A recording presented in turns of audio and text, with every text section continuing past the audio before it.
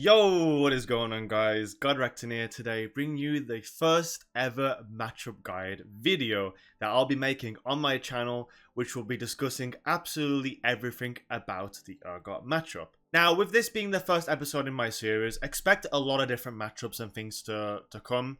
However, I do want to just say that these videos will definitely take a lot longer, as that because I'm making these videos, it requires a lot of matchup knowledge in the current meta, requires a lot of videos against certain champions. So with all that being said, don't really expect a lot of these videos to come, but when they do come, I'll make them as highly detailed as absolutely possible. On this channel, I will only make these type of specific guides, and I will do my absolute best for this video to make sure that I explain everything that you need to know about the Urgot matchup. But now that we talked about that, let's talk about why I picked Urgot here. Urgot is the classic lane bully type of counter matchup into Renekton. A lot of players struggle with Urgot due to the fact that they don't realize the certain strategies, opportunities, ways that you can play to nullify the champion. And a lot of people always come to me and explain how Urgot is so hard and that they can't absolutely beat him. A lot of people are even under the belief that Renekton will always lose to Urgot no matter what. From playing in Master Zelo all the way to Grandmaster, in the fact that I played against many different Urgot players, including URPOG himself, a really fantastic Urgot player. I will also be going over a VOD that I play against him as well in this video, which I'm sure you guys will really enjoy, and also enjoy my thought process onto the matchup.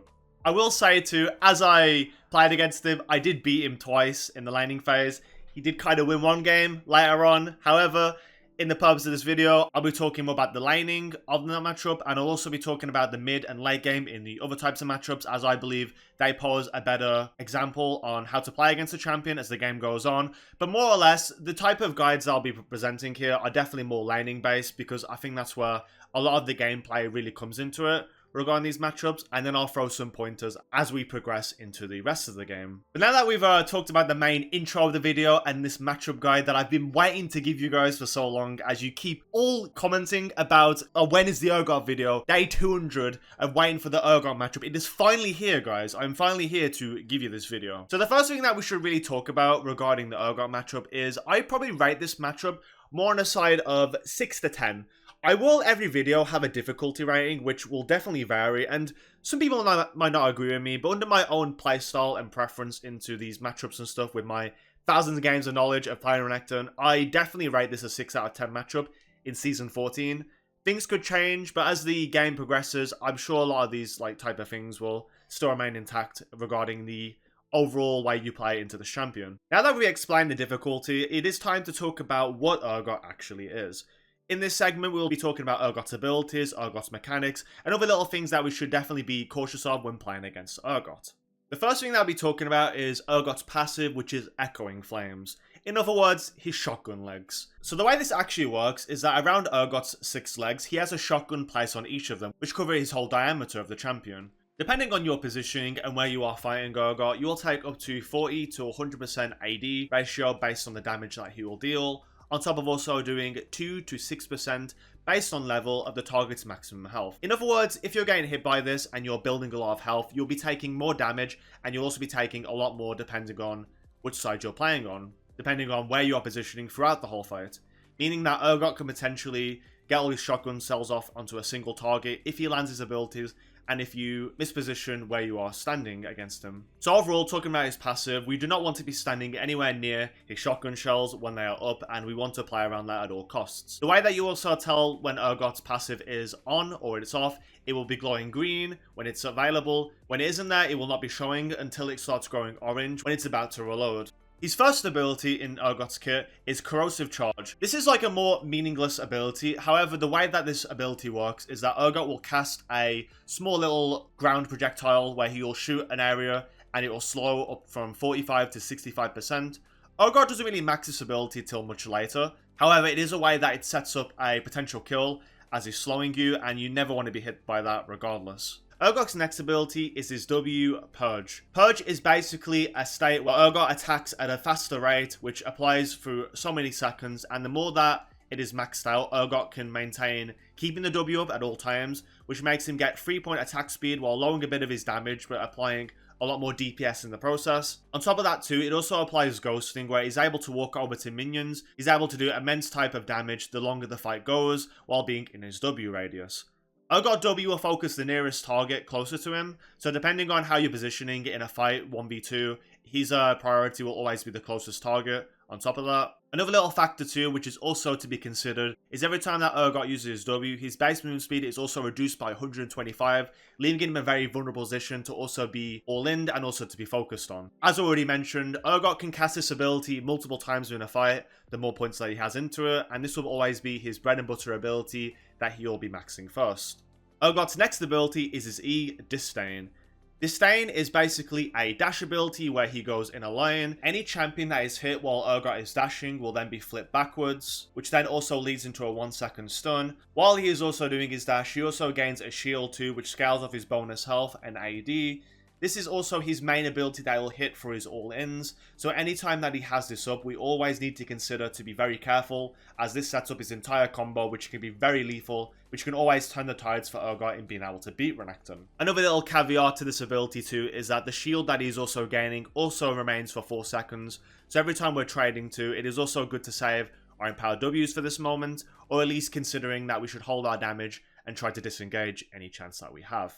And finally, the most scary and feared ability amongst Urgot's kit is his R, which ironically is also called Fear Beyond Death. Upon shooting his ultimate projectile, he then also applies a slow based on your maximum health. If you're between 100% all the way down to 25, he'll then slow you from 0 all the way to 75 based on the lowest value that your health is at. While also being below 25% health and being slowed to the 75% mount threshold, Urgot can then recast his ultimate ability, which then pulls you back into him and then creates an execute for the Urgot, which then creates an execute similar to Pike ult and any other champions with an execute. Upon executing, he then fears everyone also around him, which can be very devastating for teamfights, and that should always be very careful upon being low health, as you can always land this ability when you least expect it. With that being said about Urgot's abilities, it is now time to go over his strengths and weaknesses into the Renekton matchup. So firstly, the most important thing that we do need to know about Urgot as a champion is the fact that his zoning threat level 1 is not to be messed around with. Urgot is one of the most strongest champions in the game level 1. And this isn't just because of the fact that he's very beefy and is a bruiser, and he also has a bunch of shotgun shells that amplify his AD, but it's the fact that he's able to take E level 1 and he can completely zone any champion from even reaching the lane. So for instance, if you're going to leash and then you come to lane, Urgot can completely zone you from even touching the wave beforehand, which then gives him an XP lead, a gold lead, and he can even cheat a recall on the 3rd wave, which then allows him to come back to lane with extra items or able to force him into a bad position into river fights. And being that our jungle players are sometimes very interesting to say the least, this can be very devastating due to the fact that Urgot can quickly roam into the river before you and then end up killing your jungler. So under all accounts, it is very important to try and find a strategy that goes against this, that allows us to get our XP and levels at a safer rate, while also avoiding Urgot's level 1 all-in. And with that being said, I will talk about strategies that go into that as the video progresses. Urgot's next strength is his passive. As we've already talked about, his passive does immense damage, and it should always be considered not to fight against him when he has them up. The way that Urgot usually uses them is that he either holds them to wait for a champion to come into lane and use bushes to surprise somebody, or you'll simply use it on the minion wave to push out faster, and then also maintain his shots by positioning in a certain way where he's not able to waste the rest of them. Once we've identified how he's using them, we can try to go for certain trades too, which I will talk about within his weaknesses and also the win conditions of the matchup as we get into the video. But essentially, every time he has his passive up and he's in a 1v1 setting, Urgot can do a lot of damage, and you need to do your best to absolutely avoid them. Urgot's next strength is his E. We've already talked about his level 1, where he can simply just zone you off the wave and not even allow you to touch XP or gold. But once we're in the lane and we're just using our E recklessly, Urgot can catch us with his own E, which then leads into his full combo and simply chunks us out before we can even do anything. So it is a very, very dangerous ability, and more than enough just to simply win a 1v1 for him. At all costs, we must try to use our E very carefully, or even just our positioning very carefully, because once we're hit by it, most likely we're going to be in a very disadvantageous position. The next strength that Urgot also has, of course, is his R ability. The lower health that we are, the more lethal range that we're in to die to him and give up kills to Urgot. In any team fight, in any other circumstance, if someone is low in the team fight, it is always recommended to block the R for them, as if he does land that ability and he flashes into the team with the ult, he can completely mass fear our whole team, which then allows his own team to push into a better fight and also win just based on that alone. So at all points, it is very important to try to counteract that ability and always keep our health up as much as possible, and I will go into that more as the video progresses on top of that. The next strength that Urgot has is basically in his itemization. Urgot is in a very similar position with Renekton, where Urgot does have the luxury to build a lot of different items.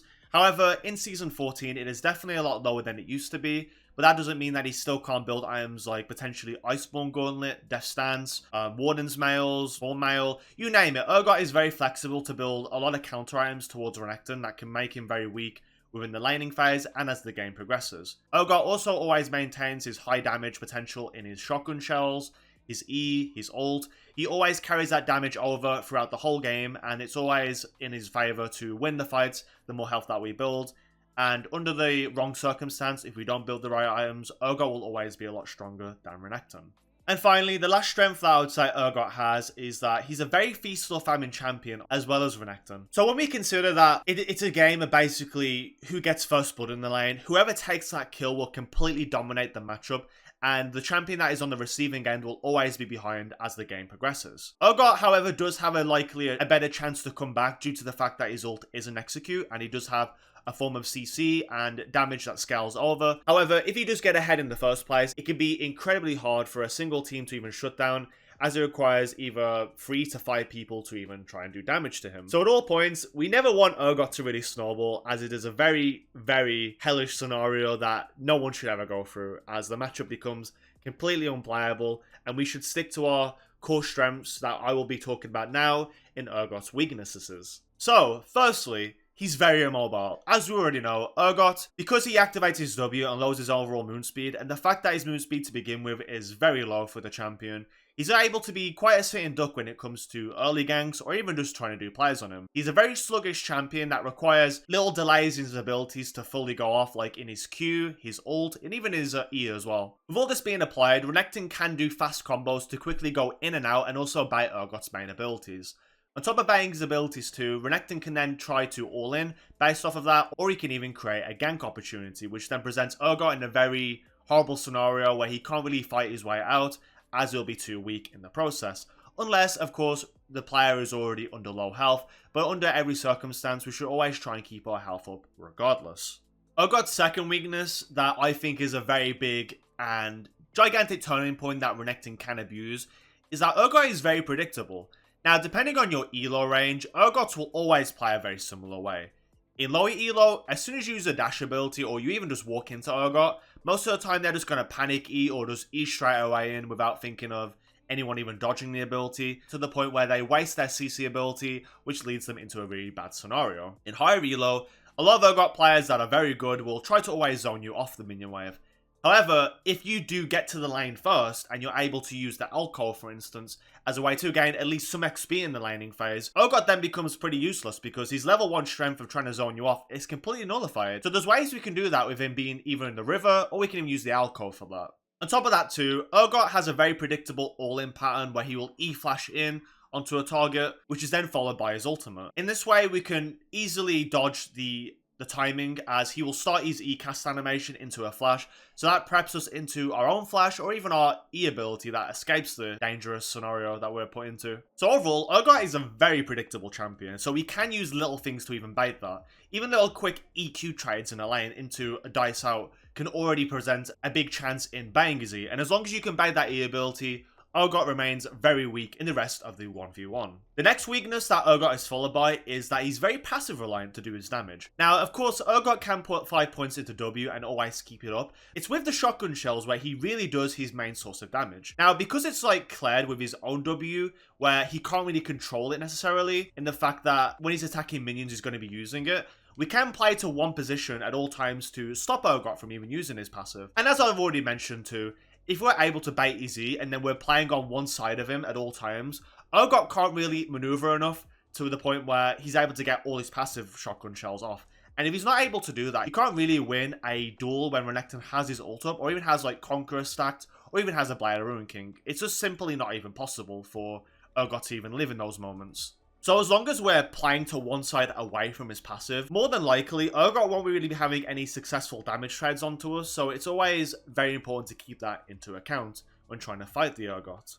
Urgot's next weakness is the fact that when he is behind, as I've already mentioned with his snowballing ability, he also becomes very useless, as like Renekton, he is very feast or famine, and in the climate of champions have a lot of moon speed, if he can't make it out of laning phase with a lead, it is incredibly hard to even try to pressure side lanes, as he's always susceptible to just being killed straight away by the opposing top laner, or even just by a simple support or even jungle roam. So under this circumstance, Urgot is a very snowballer champion that most likely will probably take Ignite too, just to enhance his ways of trying to snowball. However, if you play the lane correctly to begin with, and you're avoiding all these catastrophe situations, Urgot is unable to really do anything. The next weakness too to talk about, and maybe the most final weakness that's very important in the matchup, is the fact that Urgot is very beefy. And why is that a weakness, you might say? Well, Renekton's core itemization right now includes Eclipse, Borg, Black Cleaver, and Sterix. Like, all these items, like, whatever order that you want to build them, all counter Urgot because his health is already so big as the game goes on. Fly Ruin King shreds health, so does Eclipse, that also shreds health. The fact that it also provides a shield too mitigates a lot of damage that Urgot will be able to deal to Renekton. On top of a Sterix shield too, the low health that you become against an Urgot, it's just gonna proc up, and then you're gonna end up living through his whole ultimate duration once it's onto you. And Urgot just can't get that final trigger in to kill you, really. Coinciding with that too, components such as Warden's Mail and Plated Steel Caps both hard counter Urgot. Even in the laning phase, if you just build one of these items alone, that is enough just to simply win the matchup. Urgot cannot win a sustained fight when all his damage is being cut, which is already cut by his W, by the way, by a substantial amount to make up for the high DPS that he is getting. So if you're building items that are going to counter even more in these Warden's Mail or Plated Steel Caps, Urgot can't do any damage, and if you're playing with Conqueror 2 as a summoner, you carry over your stat checking ability into the matchup, and Urgot simply can't really do anything into Renekton. So that all being said, he's very susceptible to being countered by itemization on top of Renekton's overall kit too. If we just count into the fact that he has an empowered W stun, which can shred his shield, the fact you have an empowered E, which shreds any additional armor that Urgot can receive, while also amplifying any teammates' damage on top of them with a Black Cleaver, or just an empowered E again from the overall armor shred, Urgot is just very useless in that regard, and because he's only a champion that goes in, he can't really escape reliably, as he's very slow, very sluggish, and he has to play very, very calculated and safe in his own right to kind of get off a good fight in his own way.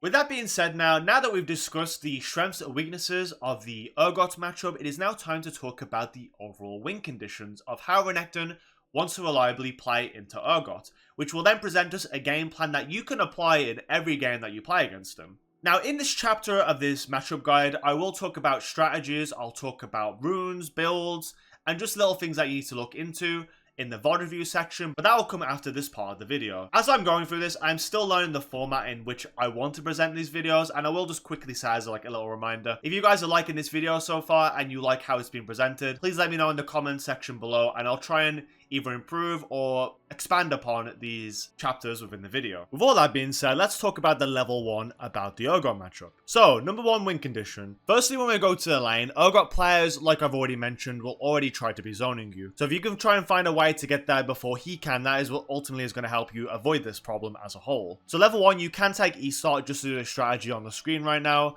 where I start from my base, I run straight into the top lane bush, and followed by that, I then E over the wall really quickly, or just E into the corner of the bush, just so I can get there fast enough before Urgot can even see me. Once accomplished, I'm able to stay behind the Alcove part and just sap XP until I can get my level 2, or if I think that the lane is safe enough to come out. I have to give credit to, this strategy was ultimately created, or at least founded by 3-in-1, and he's the one that told me about this, which you can use in multiple different matchups. However, for me, I typically like to do this in the more harder matchups that zone you level 1. So anything like a Varus, Vayne, you name it, anything of that nature, you can simply play that way. Number 2, E abusing. So what we can establish about Urgot is that his main power loaded ability is actually in his E.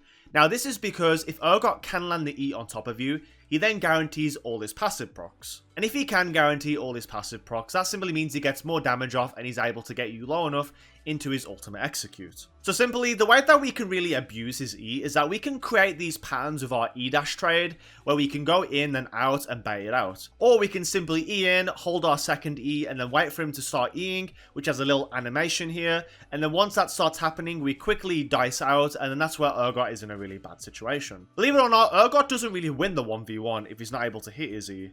So that, combined with the fact you have your ultimate, combined by the fact that you also play around his passive, you're able to win the 1v1s and get him low enough to kill him on the second fight, or even within an all-in. The next thing that we should be looking at is also playing off of his passive. So one of the things I've already mentioned is that his strength does come in his passive. And like I also just mentioned too, is that if he can land that E, that's where he's able to get all his passive procs. Now the thing is, if he doesn't have his E, we need to stay in one side of that area that doesn't have his E. At most, we can definitely take up to 2 shotgun shells from him, but if we can try to stay on one side at all times, trying to micro our way onto one side of the fight where we're able to consistently get our damage off without taking extra damage, that's where we're going to be able to out DPS Urgot and win the fights. So as long as we stay towards one side of where he doesn't have his passive, that's where he's able to not really get his damage off. The next thing to take into account is his R management. R management simply means that once he ults you, you need to manage around that. Like I've already mentioned, the higher health that you are, the less lethal it is to be scared of Urgot ult. So essentially, we can kind of bait him into ulting, and then if we have the health pool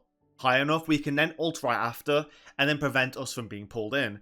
And as long as we can like micro away from the additional damage aspects of what Urgot can provide, he'll not be able to ult, and then he won't be able to secure a kill as the game goes on. Like I've already said, once you get your items, like Renekton will just simply beat Urgot in a 1v1.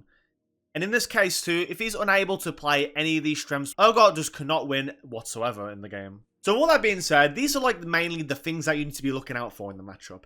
If you're able to prevent each one of these things that Urgot has for his strengths, Urgot simply doesn't become a matchup that is worth worrying about.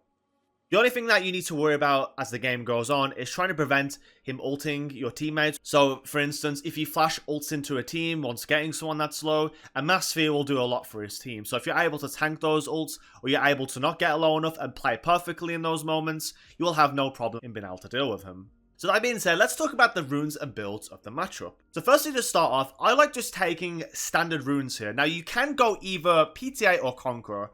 Both are not really a bad option because you are trying to do quick trades essentially, and then once you get to those moments where you're able to stat check Urgot in your ult, that's where Conqueror is going to get a lot more value, but so is Press the Attack on the same notion because of the percentage damage that amplifies all your damage on top of that.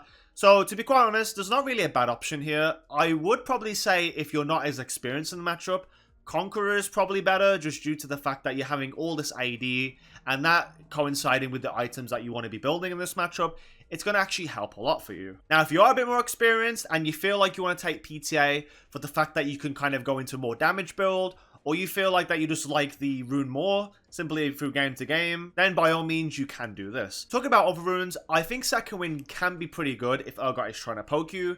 However, I think it's basically whatever at this point in terms of runes. I think that at most is probably like the best one you want to be taking because you can mitigate against his range early. Bone plating, I don't think it's the best because you can easily proc it with your Q or even like his E engage W. Now you can nullify the burst damage being dealt to you, but there's a lot of room for him to simply proc it. Another rune that I also want to include here that you can take as well, which I didn't initially talk about, is the fact that you can take Absorb Life.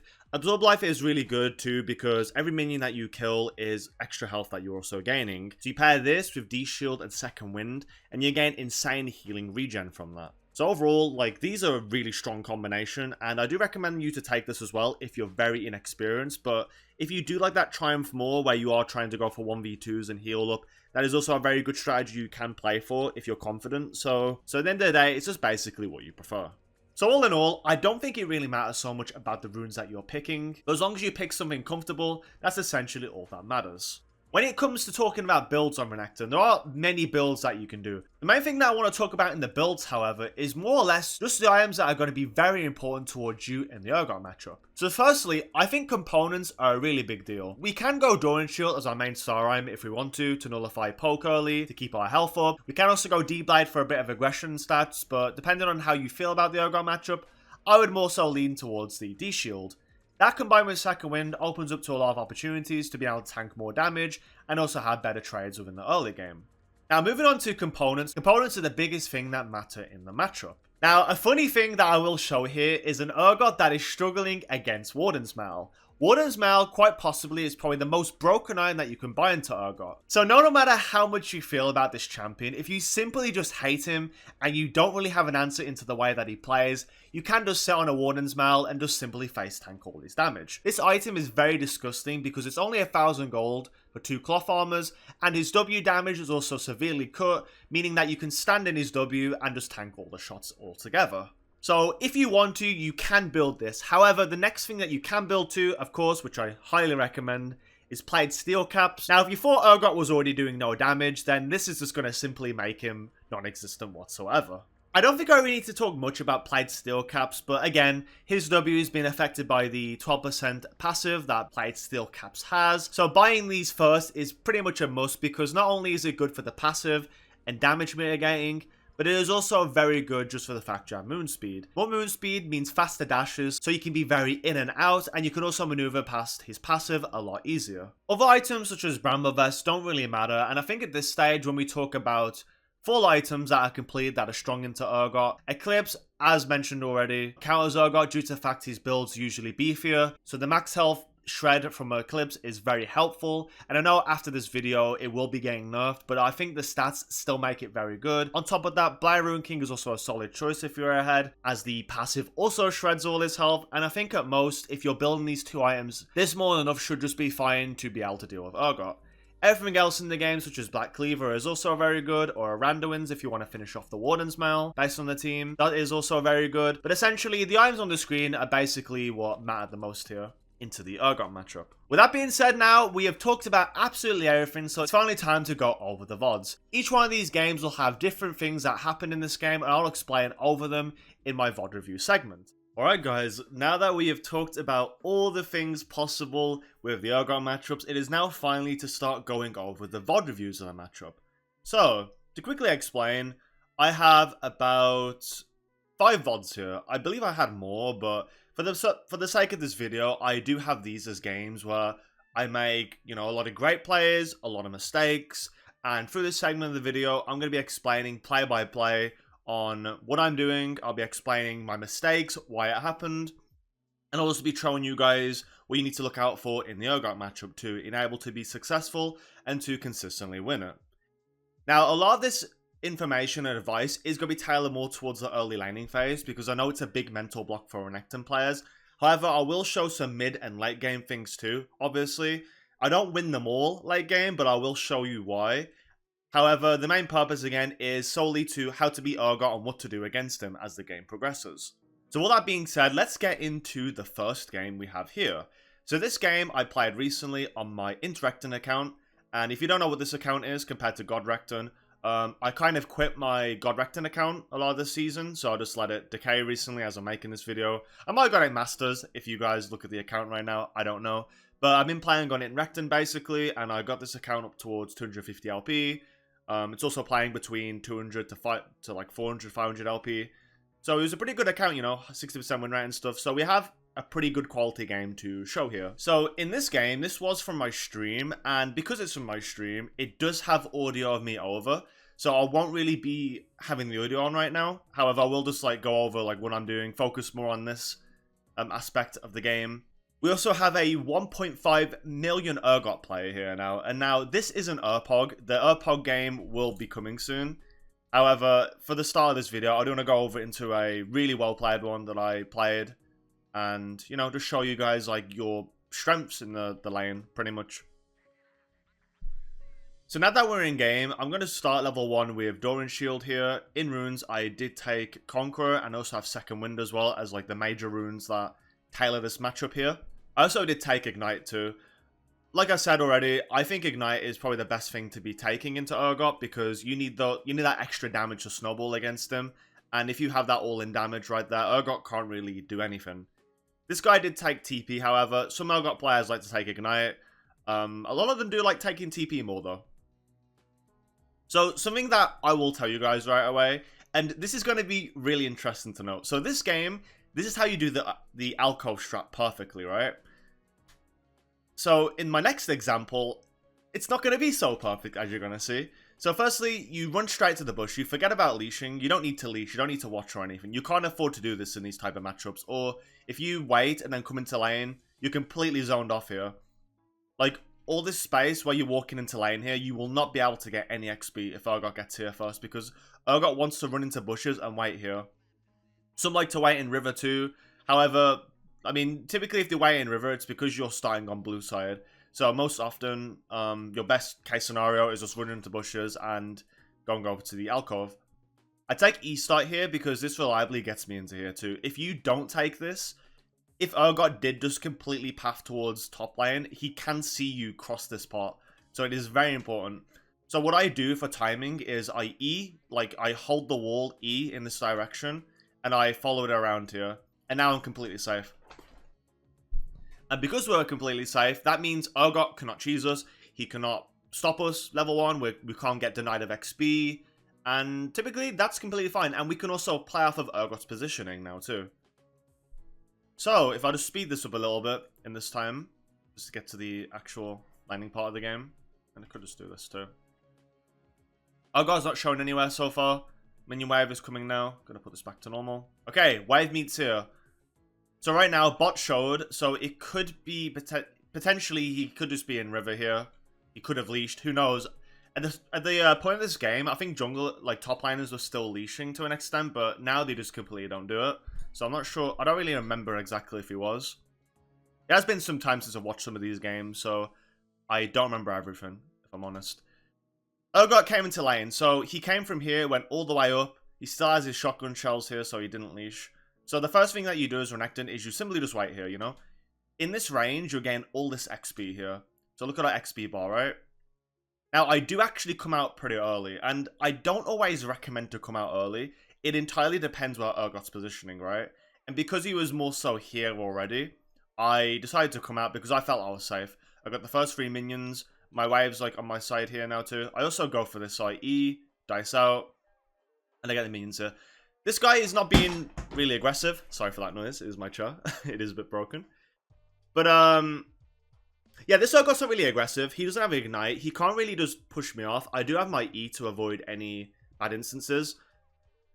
Yeah, a lot of Urgot players won't fully know their strengths either, even being one tricks, right? I think he could have zoned me off a little bit more, but here, I was able to get level 2. And if you keep your health up like this, for the, you know, first few levels, you basically win the matchup. It is only level 1 to 2 dependent. If Urgot lands his E, he will completely win the fight. And because he's not able to do that, because we didn't give him a reason to zone us, or even for us to walk in bush and then get E'd into like a full combo, we're completely fine here to the scale. So I've got Elastic here, build my Fury. Playing off the edge, I do see my Viego topside. I can try and like go for something. Here I do a little EQ just to like test the waters, see if he E's. Sometimes Urgot players will instantly E. Another time as well to do this is get bone plating. So I'll proc the bone plating before as well. Help with the jungle gank. I don't really have a lot to work with here, to be honest. But again, we might get something out of it. Even if we get this trade right now, it is completely fine. Again, I don't have level 3. Maybe I could have done a little bit more there, to be quite honest with you. Maybe I could have played it better, but this alone gets me his potion, and now I can completely zone him. So right now, this game, I played it more patient, in a way that I didn't really overcommit for anything. I couldn't get level 3 fast enough, which maybe could have been my fault, which we could have got a kill. But still, Urgot cannot play the game normally now. He cannot use his strengths to his advantage. If Renekton or like simply Urgot's laner is this health and has this high damage, full fury, there's nothing he can really do here. So my plan right now in this lane is basically I have a few options. I can rush boots, which helps me maneuver past his abilities pretty easy. So going Plight Steel Caps is really good. I could get Warden's Mail if I like to completely nullify his W damage and his shotgun shells damage. So there's like a couple options. Or I could just go straight into Eclipse as well if I feel comfortable enough. Being that the lane is already pretty tame and nothing bad's really happening, plus Urgot doesn't have the threat of taking Ignite, I can just go into Eclipse if I want to. Right now I'll just go ward my lane here. A little bit of a light ward, but I already had jungle playing from my side and stuff where I didn't feel like I needed to. I have wave coming to my side now. Viego is already coming back, so I could like position. So if we intelligently look at the wave states here, right? if Viego really is just coming back to a topside play, potentially, he could go for these. I could get my freeze on my side here. And then he can simply just come into the lane and gank for me again. So right now I'm trying to trim. I did do a little combo before this to get his bomb playing again. So this alone gets me like... This helps me a lot here in just being able to set up something too. A little bit of a stutter combo there. So the reason I did that was because I was anticipating his E. Some Urgot players, typically in your lower MMR, Urgot players are going to instantly E. And in some of these examples, you're going to see that. But the better Urgot is, the more, like, careful they are. Here I'm really confident in my damage. Urgot doesn't really have a lot. But let's just go back as well, like, why I did this. So I have the wave like this. Urgot is half health. He has no bone plating. Got 50 Fury, points in Q. I can EQ here. I get level up. Go heal, I E again for 50 Fury. Power W is E shield, that is very important too. And just like that, Urgot's now forced to kind of sit back. Potentially back as well. So my plan as well is that I can match this by simply recalling as well. So this gives me a good state. Like, a worst case scenario, if I can't kill him, which isn't really worst case, it's completely fine because all I need to do is grab the boots here. And just like that, Urgot has no damage to kill me now. Going Plied Steel Caps is a really hard counter, and the fact that you can do this with Conqueror too is really good because you basically have the attack damage to stay in the fights and reliably stat check him too, which is really important. So I'm coming to lane here. Urgot is going to the grubs. I probably should ping my Viego there. Again, so this game was taken from my stream, and I'm not always very cognizant of what's going on around me. So you got to keep that in mind too. I do see Urgot here. I am worrying about him getting a free kill here on my Viego, but I'm just trying to like keep the wave on my side. So I have this little freeze going here.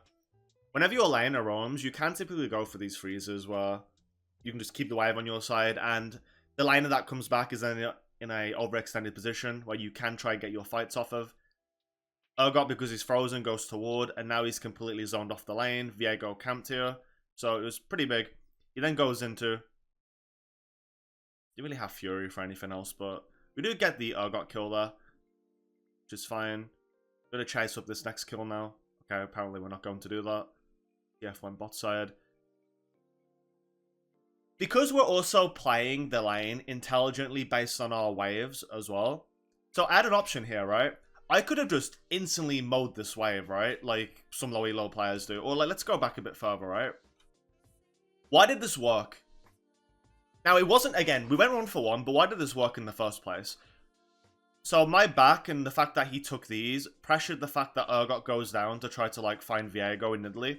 And here a lot of people will panic as top laners. They will instantly shove the wave out and then try to roam. So then, when nothing happens, the wave is back on Urgot's side, and then he can simply farm, get his gold XP safely, and then you can't use your lead to your advantage.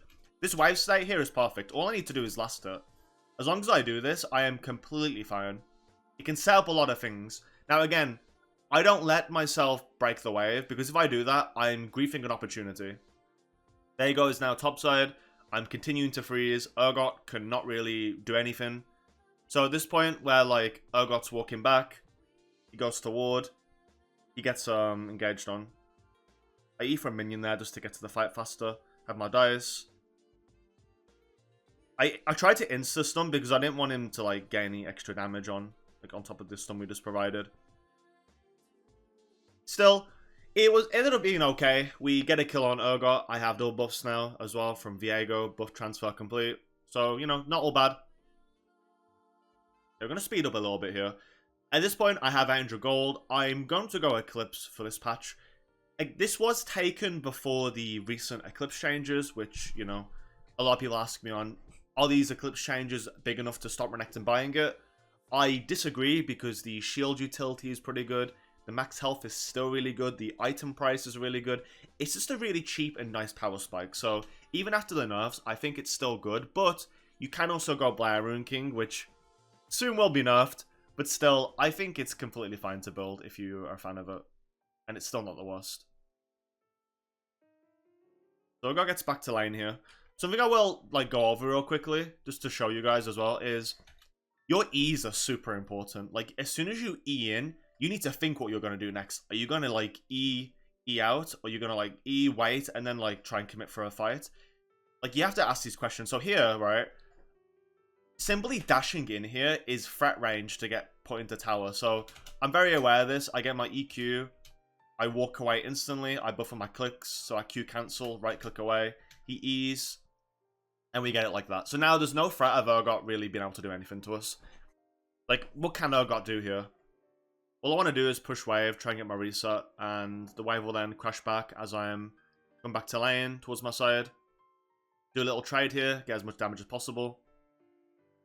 Fast combo's everything, by the way. Look how I combo here, right? So I'm going to do a Q animation cancel here now. So I hit minion.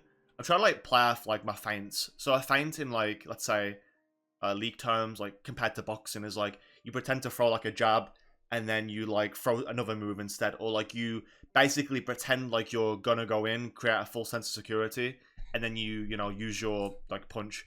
In this case, I use my ability, so, like, my little movements here, like, that I'm doing, I'm, like, sidestepping. I then try to go in, trying to, like, bait different movements. So I Q cancel into my W, I auto, and then I E out. Perfect, right? Urgot cooldown is pretty long, like we already talked about too, so from that we can go for the play there to abuse, and we can look for even a dive here soon. He's low enough to where it can happen, but I still need to get a little bit more from him. So I do another E here, I do a little trade there now, and Urgot is just getting clapped, right? Left, right, and center. You can't really keep up. I have my ult coming up. Well, I mean, I have my ult already, but I have my Fury coming up to where I need it. I have the Fury necessary now, but it's still hard to dive, but I will try here now. Do I get this? Okay. Not enough damage there. Again, it was very greedy. It was a very greedy play, this dive. I had a lot of gold to spend. However, being that we still get the kill, it's not the end of the world here. But trading a kill with Urgot is never what you really want to do anyways. So, basically, it could have been a lot better. But still, this is an example that you can make these players off. If I had a bit more damage, if I had my Ignite, it can work, right? Even if I'd, like, press the attack, possibly I could go for that play a lot more reliably. But still, that is still fine for us, you know? It's not going to get Urgot massively ahead. But again, we need to be careful in future games where that could be a problem. So I'm going to walk Lion here. I have my pickaxe and my longsword. Still going to go the Eclipse Starex angle, because this patch it was pretty strong. Still strong as well, moving forwards as well. Just have to play a bit more carefully. Wave states, again, keeping the wave on our side here, very important. So, Viego is already pathed up to top side here. I have everything here, I'm really safe next to my turret too. Nothing can really go wrong being in this situation. I have Ignite timing up. Unfortunately, the wave's a bit too close to the tower here, so I can't really do a lot. I start hitting the minions because it's kind of like whatever. I probably should have waited to keep these two alive for the next wave to still be on this side. That is definitely my bad though. But other than that, we're just kind of like room for a play here. Gonna go in, EQ, get bomb playing first. W right after, bomb playing's down. Lily is here, I'm ulting. Powered Q. Just start running Nidalee down. TF comes into the lane. I'm strong enough to where a play can work here. I'm just like waiting for the right moment. Fortunately, she does flash. We have to disengage here. What we can do at this point is go for push. Maybe... Okay, Ari doesn't land anything. I think I ego this if I remember. Yeah, I do. So I'm just weighing around. I want plating. And I think I wanted to dive as well, but then I was like, nah, I'm not gonna dive. There's no point trying to go dive for this. But from this back as well, and just weighing the extra gold, we do get our Eclipse. So it was very worthwhile to just staying for the plating. That is what attained us to the Eclipse. And now at this point, I'm pretty much able to perma-win, like 1v2s. And you're going to see a really crazy play in a moment as well. That is going to happen really shortly. Let me drink my coffee as I'm making this.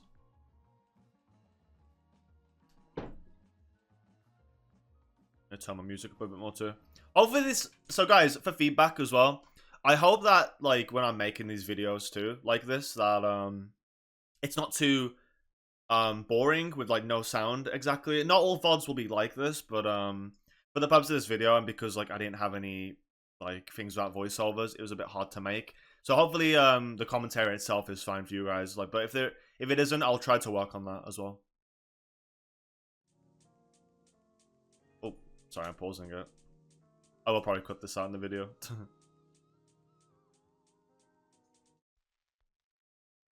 So right now he's keeping the wave here, and we did see Nidalee topside again, so I need to be very careful. I'm going to build up my Fury here, try and do a little trade. EQ of Eclipse ensures that I do a lot more damage too. So at this point I'm going to go for trades a bit more frequently. Can be a little bit more reckless too. Just waiting back because I know Nidalee's on the Void Grubs.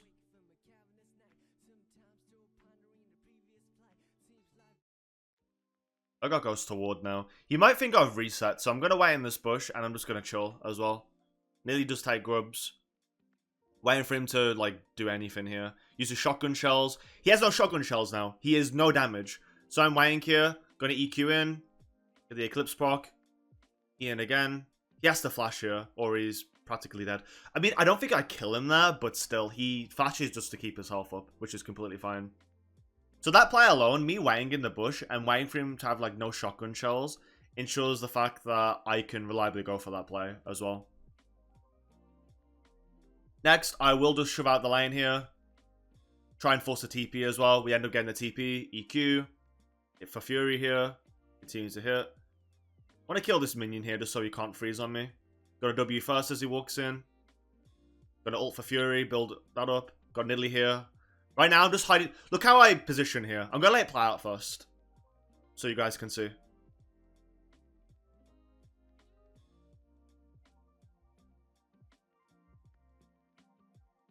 Okay, going to Nidalee now. Perfect. It honestly doesn't get any more perfect than that as a play. It really doesn't. Now, let me go over why that worked. A lot of people on this position would probably crumble, you know? Because, again, Urgot, he has ult, he has Hull Breaker. Nidalee's here, probably has a Lich Bane at this moment. Why did this work? Well, firstly, Urgot didn't land the E. Now I W to stop him. I then tried to, like, right-click, move out of his E. In the moment, this is all just muscle memory and knowing what to look out for. So all these moments are very reactionary. So I start moving, get that pixel-perfect move, start hitting him to build Fury. Waiting for my abilities. Now, I'm hiding behind minions here because they can't hit me. Nidalee can't hit me with Spear. All her damage is Spear. Urgot's damage was E. What are they going to do right now? They can't do anything. So I choose on Urgot. I'm going to Q because I have a lot more damage into it with points maxed. I'm waiting again. Every bit of position in here. Look at Nidalee and my movement. She can't hit me at all, can she? So I do this. Sidestep back. Kill the Urgot. Continue to fight on Nidalee. Waiting for E. E. Auto. Auto E, Q cancel, kill. Literally perfect. It does not get any better than that. And it's like, you don't need to be scared of Urgot, right? If you're fed and you're looking out for these ways to abuse him, it is completely free to, you know, win the fights like this. And just like that now, we'll end up just taking tower, pushing out for wave. Gonna keep going here. Miss some plantings, but when we get in the tower, we can now back, and this is where we get into the mid-game now, where I have enough gold almost for Sterox at the time, and I can use my lead on the map to end the game. So we're still getting to our Sterox components here. Gonna start walking back to lane. Gonna speed this up a little bit now, because the VOD is almost over. My whole team is also winning alongside this, because I was able to draw a lot of pressure too and kill Nidalee. It ended up netting us a lot of map pressure on the map. We got some towers, we got dragons. Overall, we're completely dominating the map with how it is currently. And all I need to do as a top laner is keep ensuring my lead is stabilized. I'm playing around the correct win conditions. My win conditions right now are protecting the Kaiser, playing around Viego to get objectives, going for skirmishes.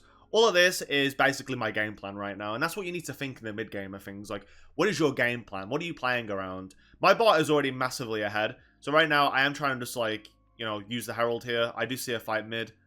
I don't walk towards it, but I do just instead go to side lane just to create that pressure. Gonna go up here, EQ, keep attacking, get the cannon, and we're just gonna continue pushing here too. Put a ward there. I could have deep warded because I'm fed. Against Urgot, when you're fed, you can deep ward more reliably. I do have Sterix on back too, so I think maybe I opt for a Sterix, but maybe I'm also thinking that I can go for a fight here, and I think I am, so I'm going to wait. I do have Viego on my side again. Dragon is timing up. It's probably my best interest to get this shove and then go to Dragon. So I'm looking at our timers right now, pushing this out. I do see a fight mid lane, but I am going to recall just to get to the Dragon. I Herald top lane here because the Herald will end up pushing towards top lane. They have to defend it. It's like slowly snowballing, right? So in all this tempo and like the timing of stuff, they have to think about multiple things. They have to think about me moving on the map, Herald pushing top lane, trying to fight for Dragon. There's a lot of things at stake here for the enemy team, so it's given them no room to breathe. Here I see Samira. I think I choose to go to Samira here because we're winning the mid fight. Samira ends up just dying normally here. Just gonna go for wave, defend tower. No tower bounties. At this stage, Urgot can't do anything, by the way. Once Urgot's behind in lane, he literally cannot do anything. All he is just an E-bot, and if he does get the fear, the last hit execute, it probably griefs his team a bit because he's taken the bounty. But it's not really... I think he's not really doing the damage to really get up to that, so he's already massively behind, and he can't really achieve anything else. Yeah, we take Dragon here. I think the VOD's going to end soon, so I'm just going to speed it up. Just got to talk about the last bit of macro in this game. So, pushing sideline here. My team's all pushing mid. Trying to time it before Baron spawns. Continuing pushing here. Didn't put a point in my E for some reason. I do see them coming here. I'm a lot stronger with Viego. Don't need to be too scared, but I don't want to give up gold bounties. Does Norlis really go for this play? Looks so desperate. I think he's just like not trying at this point. Urgot is roaming down. I need to be very careful. Tried to go for stun, then I was going to E off, but it's all good.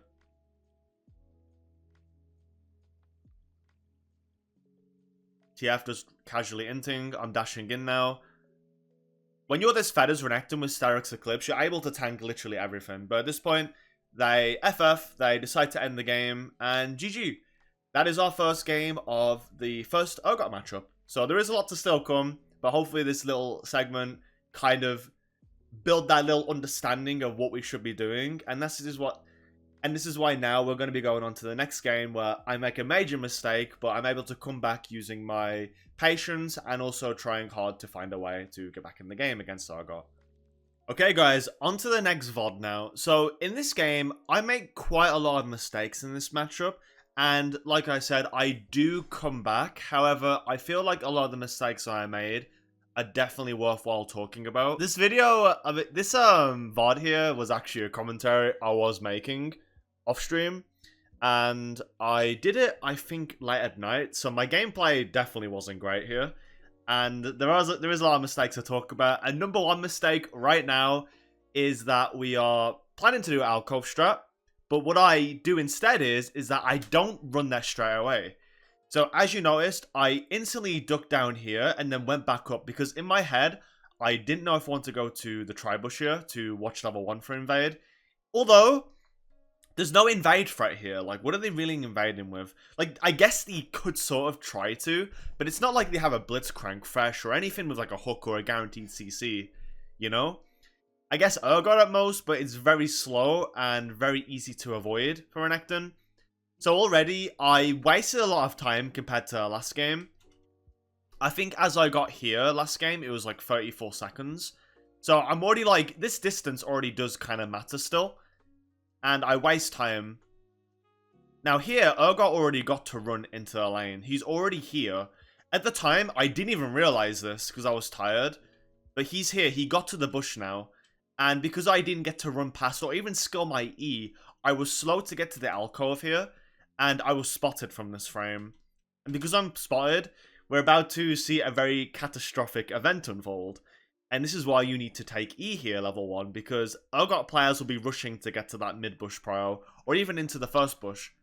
And because I already revealed that I've came here, it ends up doing this unfortunate play that you're about to see.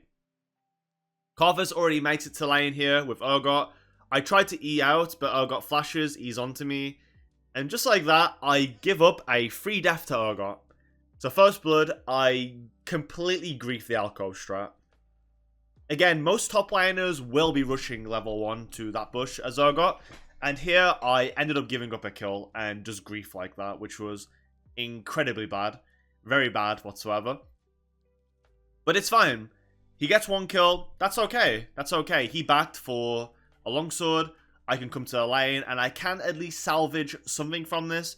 It's not like I'm totally zoned off here, so it's not the worst case scenario. Because again, if I missed XP and gold by being completely zoned away, that is where the problem unfolds of the Urgot lane and being behind an XP. But again, I already am behind an XP here, so I need to be careful. Yeah, we take our E. At the moment, Urgot's trying to like brute force anything he can with his PTA procs. I'm trying to just farm what I can as well. Urgot, compared to a lot of other range champions, doesn't have the most range, so it does give me some leeway to at least CS a little bit when I can. So right now, I'm just trying to stay back, trying to stay in XP range, just waiting. Gonna let my D shield and second wind tick as well when I can. Something I need to look out for here is I need to play away from his shotgun shells. So for instance, when I go for this, I'm taking damage already by his shotgun shell passive. And I didn't need to go for this angle. I could have E'd this way and avoided it. But this is something that you need to think about in hindsight, right? Like, the way that you position matters a lot. So if you can angle yourself in a way where you're avoiding that passive hit, that's what makes a big difference there. So what is my game plan right now if I'm behind in the Urgot matchup? Like, what can I do to come back? So a jungle gank would definitely help here. I'm just trying to get what I can though. Wave built on my side. Just going to try and last it what I can. He could go into the jungle, so I should be pinging my jungler he could come. Urgot does actually show there, so my lack of pings actually kind of griefed the Nunu there, which is my fault a little bit. Like, the least that you could be doing as a top laner for your team is at least pinging whereabouts for junglers. If you're not doing that, you're just basically griefing. Like, why not make the game a little bit more easier for your team and yourself by pinging where they're going? But for some reason here, though, Urgot does just run mid. He completely gives me a lot of room to breathe here, which was very odd. I'm not sure why he was so... Like, I don't know what his intentions were here. I don't think it's a normal play, but this ended up giving me the XP back that I needed. And it also allowed me to build up Fury and kind of build up a little safety net to coming back. Nunu does gank too from this. And this wave push here is what's going to allow me to kind of come back into this matchup. So like the first game that I showed, I did go boots, and I think I'm going to do it again here. I don't fully remember the game, keep in mind, but I think that would be my plan of action. So I'm just going to shove this out as much as I can. Going to keep pushing here. Try my best. Trying to like also walk up as well, away from the Urgot E range. Don't want to be tanking that. Nunu is invading, and I am looking at it, but I think my first instinct is to kind of back here, but I guess I'm just trying to do something here. A little bit forced on my part, but we are still looking for a play. We are still looking for a play here. So my timer here allows me to go for this. So we get a flash now. Nunu could steal camp, and we are putting Conq somewhat a little bit behind, which is, you know, pretty good. But I think in this instance, I could have also just recalled, and I could have also been a lot better with my tempo for the game. Like, I could have already recalled, come to lane, I could have catched this wave, had boots ready. And even played off a slow push too. Yeah, now I'm forced to push as fast as I can. If Urgot wanted to, he could definitely TP here, and then I have literally... I can't do anything. I'm stonewalled in this lane, and it's completely bad for me. So, I would rather say this was a misplay going for that. It does benefit... So, it depends on your school of thought, right?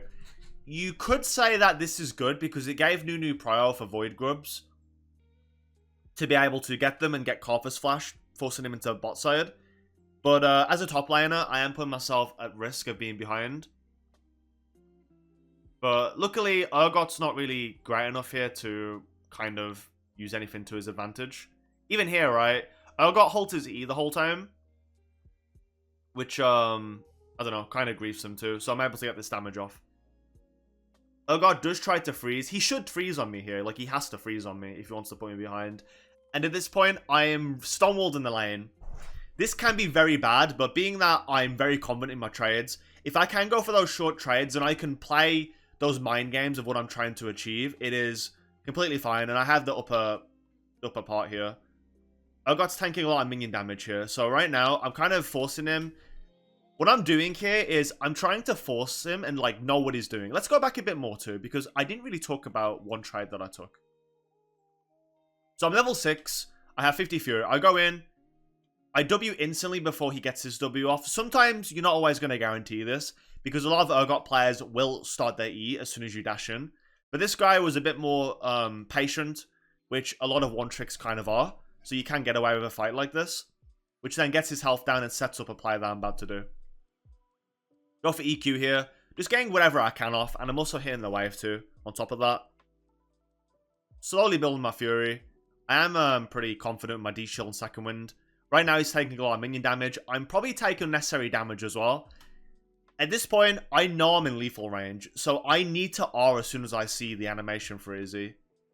He's going to start E-flashing here. I ult on the cast. I W to keep him in place longer and keep me in the fight, and we kill him just like that. We was literally boots down, longsword down, and we kill him just off Conqueror, ult, and our timing as well. I'm not going to say it's the most clean play, but it does go to show that even in this scenario here, that I don't need to be perfect with what I'm doing. All I need to do is just get the right cues off in the moment. So I see Urgot's about to E-flash. Pretty classic combo for Urgot execute. So I start ulting on the frame. I was a little bit lighter than probably I wanted to, but the ult instantly gets me the health that I need. So I go from... What do I go from here, just for perspective? So I go from 570, and I go up towards 760. His ult range is like 250, or around about that. And I basically escaped that. I tried to keep the fight longer. So before if I was to tick down one more time here, he could basically pull me. So I have to instantly W. And from that W, I then E, Q cancel, and kill him. It's a very close fight. I played it a little bit dangerously, but as long as I'm confident, I time my ult onto his ult. I don't position around his shotgun shells to take more damage, and I stay in a range where I'm not getting those extra hits on me. It is completely killable. At this point, I wanted to back over the wall, but I fouled it. Yeah, pretty decent overall. We have boots now, and I have my pickaxe. I buy a potion too, just so I can... Wait, did I buy this potion? I did. So I bought it, I believe, just to keep my health in the fight, because it does matter. I can't get refillable. So the best thing that I can do to get sustain is by buying the potion, which will definitely help me for the fight, especially those little close moments. So just like last game, we're going to be going to Clips. Clips is pretty standard here. Urgot then decides to tank a tower shot. Can't really do much else onto it, though. Urgot can kind of escape death a lot of times with his E, so if I do stun him, he can buffer an E right after and just escape in these moments as well. At this point, I'm just playing off like I'm just kind of like chilling. I'm looking at the map, trying to think what to do next as well. It's important to take these slow pushes as time to think what you could do as well. Especially in a game where you're not performing optimally. It's pretty important just to kind of establish a ground on like what your plan is. So right now I'm just thinking I can time a big push here and then look into jungle or something with my jungler pathing up towards top side. Building up Fury. I don't know if I Q here. I wouldn't Q here. I would just build up my Fury and then go for like some kind of play in the jungle. So I'll shove this in. I can then start going for info. So I'm going to go down. Don't ward that bush because I can go deeper, check for crab. I can check Karthus top side. Gonna plant the ward down there. No camps. Meaning that he's probably bot side. Maybe on walls, possibly. Instead, I'm just going to take crab here now for myself. Definitely a lot slower this season in season 14 to do crab. But I thought in this time, like with this moment I had, I could probably do it. Start going for it. Really slow. Painfully slow even. Good luck mid now as well. Nothing's really going on mid. Wave now meets towards my tower. In this moment, Wave states again. Wave state is on my side. Nunu is pathing top side. So right now, I want that gank ASAP. So I'm going to try and do whatever I can to keep the wave there and start cutting him off as well. Nunu needs to start instantly running up here, and he is trying to do that. So I'm here right now. Going to EQ, force a bone plating. He does E as well. Stun him to get damage. Starts walking away. That's fine. A high elo player is going to understand this wave state. They know that Renekton without abilities is definitely weaker. That he can't really just win based off of auto attacks. It's not his strong suit. So Urgot can get some damage onto me here if I try to pull wave. So his instinct is going to be that he can try to scare me off of the freeze. But because I'm so tanky with boots to begin with, and I do have ult, that I don't need to be scared. And I have my jungler too. So all of this is a bait. So I'm baiting here, keeping the wave here. I Q for Fury, walking the left side, so I cut him off. Just gonna ult just in case. Probably don't need to ult, but is what it is. Not saying I played perfect here, but we did pick up a kill there. Next point, just pushing a wave here. Going up, taking playing.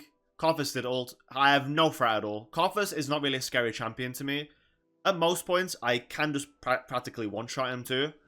So this point in the lane, I can just take these 3 planes with the grubs. I'm also acquired prior for Nunu to get grubs as well. So we have a very topside heavy game here where my jungle is also playing for the side of the map. Next I'm going to shove out this cannon wave. Going to get every bit of gold that I can over Urgot. So when I do recall, I get my eclipse ready. However, at this point, Nunu does overstay, and I make the mistake here of trying to follow up my Neferi, which was fed, in fairness. But, I don't have ult. Neferi is also not really committing, and I don't blame her because I think it wasn't in our interest to really go for that fight. I didn't really have anything else up. I got ulted. He had basically... He just had a better, like, fight there than I could have. And I rarely being there with ult kind of makes the fight harder. Conq's passive too, if we look at it again. In this time, I'm taking, like, damage as well. I didn't even realize that was Conq. Look at the skin. Like, it blends in well with the map. I didn't even, like, think about the passive at the time, but... End up dying here and set myself back. So all I need to do there, if we look back, was... I pushed in wave, and... I could react to this, but... Instead, it's probably not best to fight, but maybe I got baited because Neferi was going in, and at this point, I'm just locked in the fight. I maybe could E double dash and flash over wall, but I kind of egoed the fight thinking I could beat Irelia, but didn't really have help there. So it's one of those situations where I think I got baited, but yeah, didn't really have an out to get out there reliably. Wanted to hold on to my summoners. But, you know, it's okay. Seems like this game I'm going Blair Rune King. Blair Rune King is also fine to do into Urgot. It's actually completely good. So it depends on your taste of preference for items. Bork or Eclipse, completely fine. Both offer slightly different playstyles.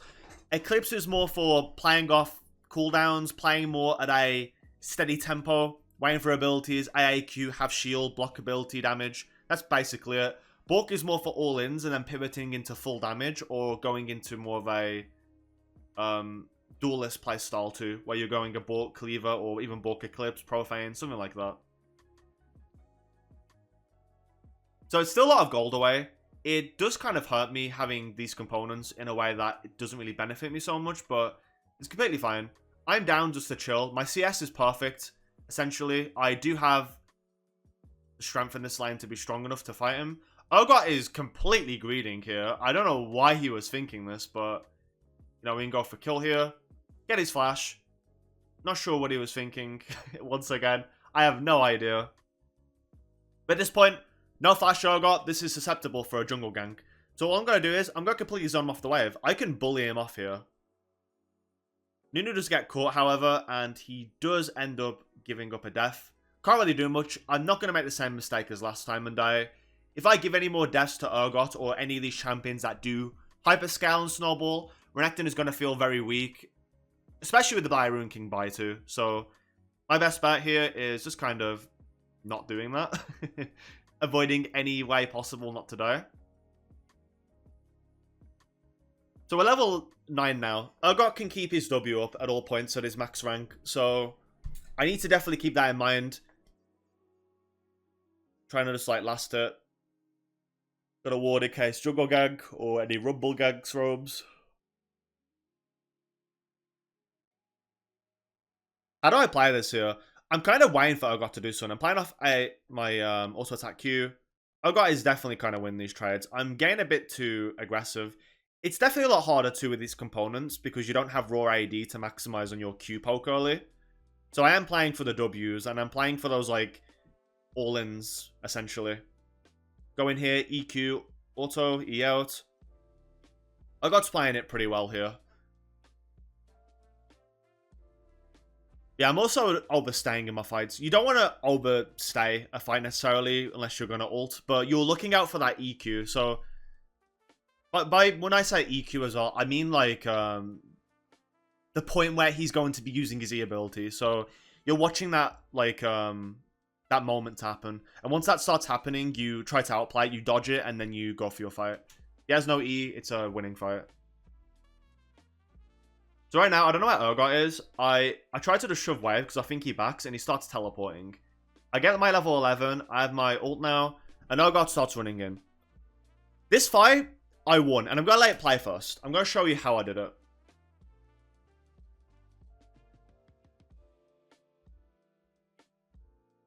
Just auto attacking. Trying to stay in one area here.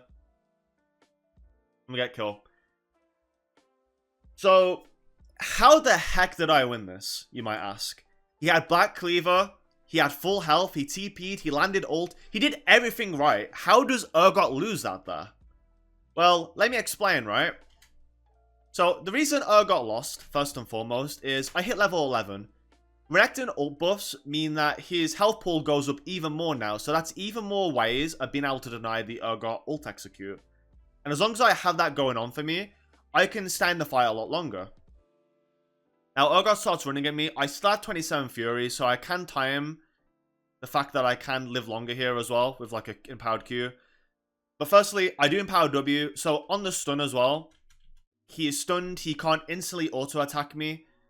Something Urgot can do usually with his E is that once he E's, his shotgun shell will instantly proc. So like, let's say some champions like Lee Sin where if they Q auto-attack will happen right after.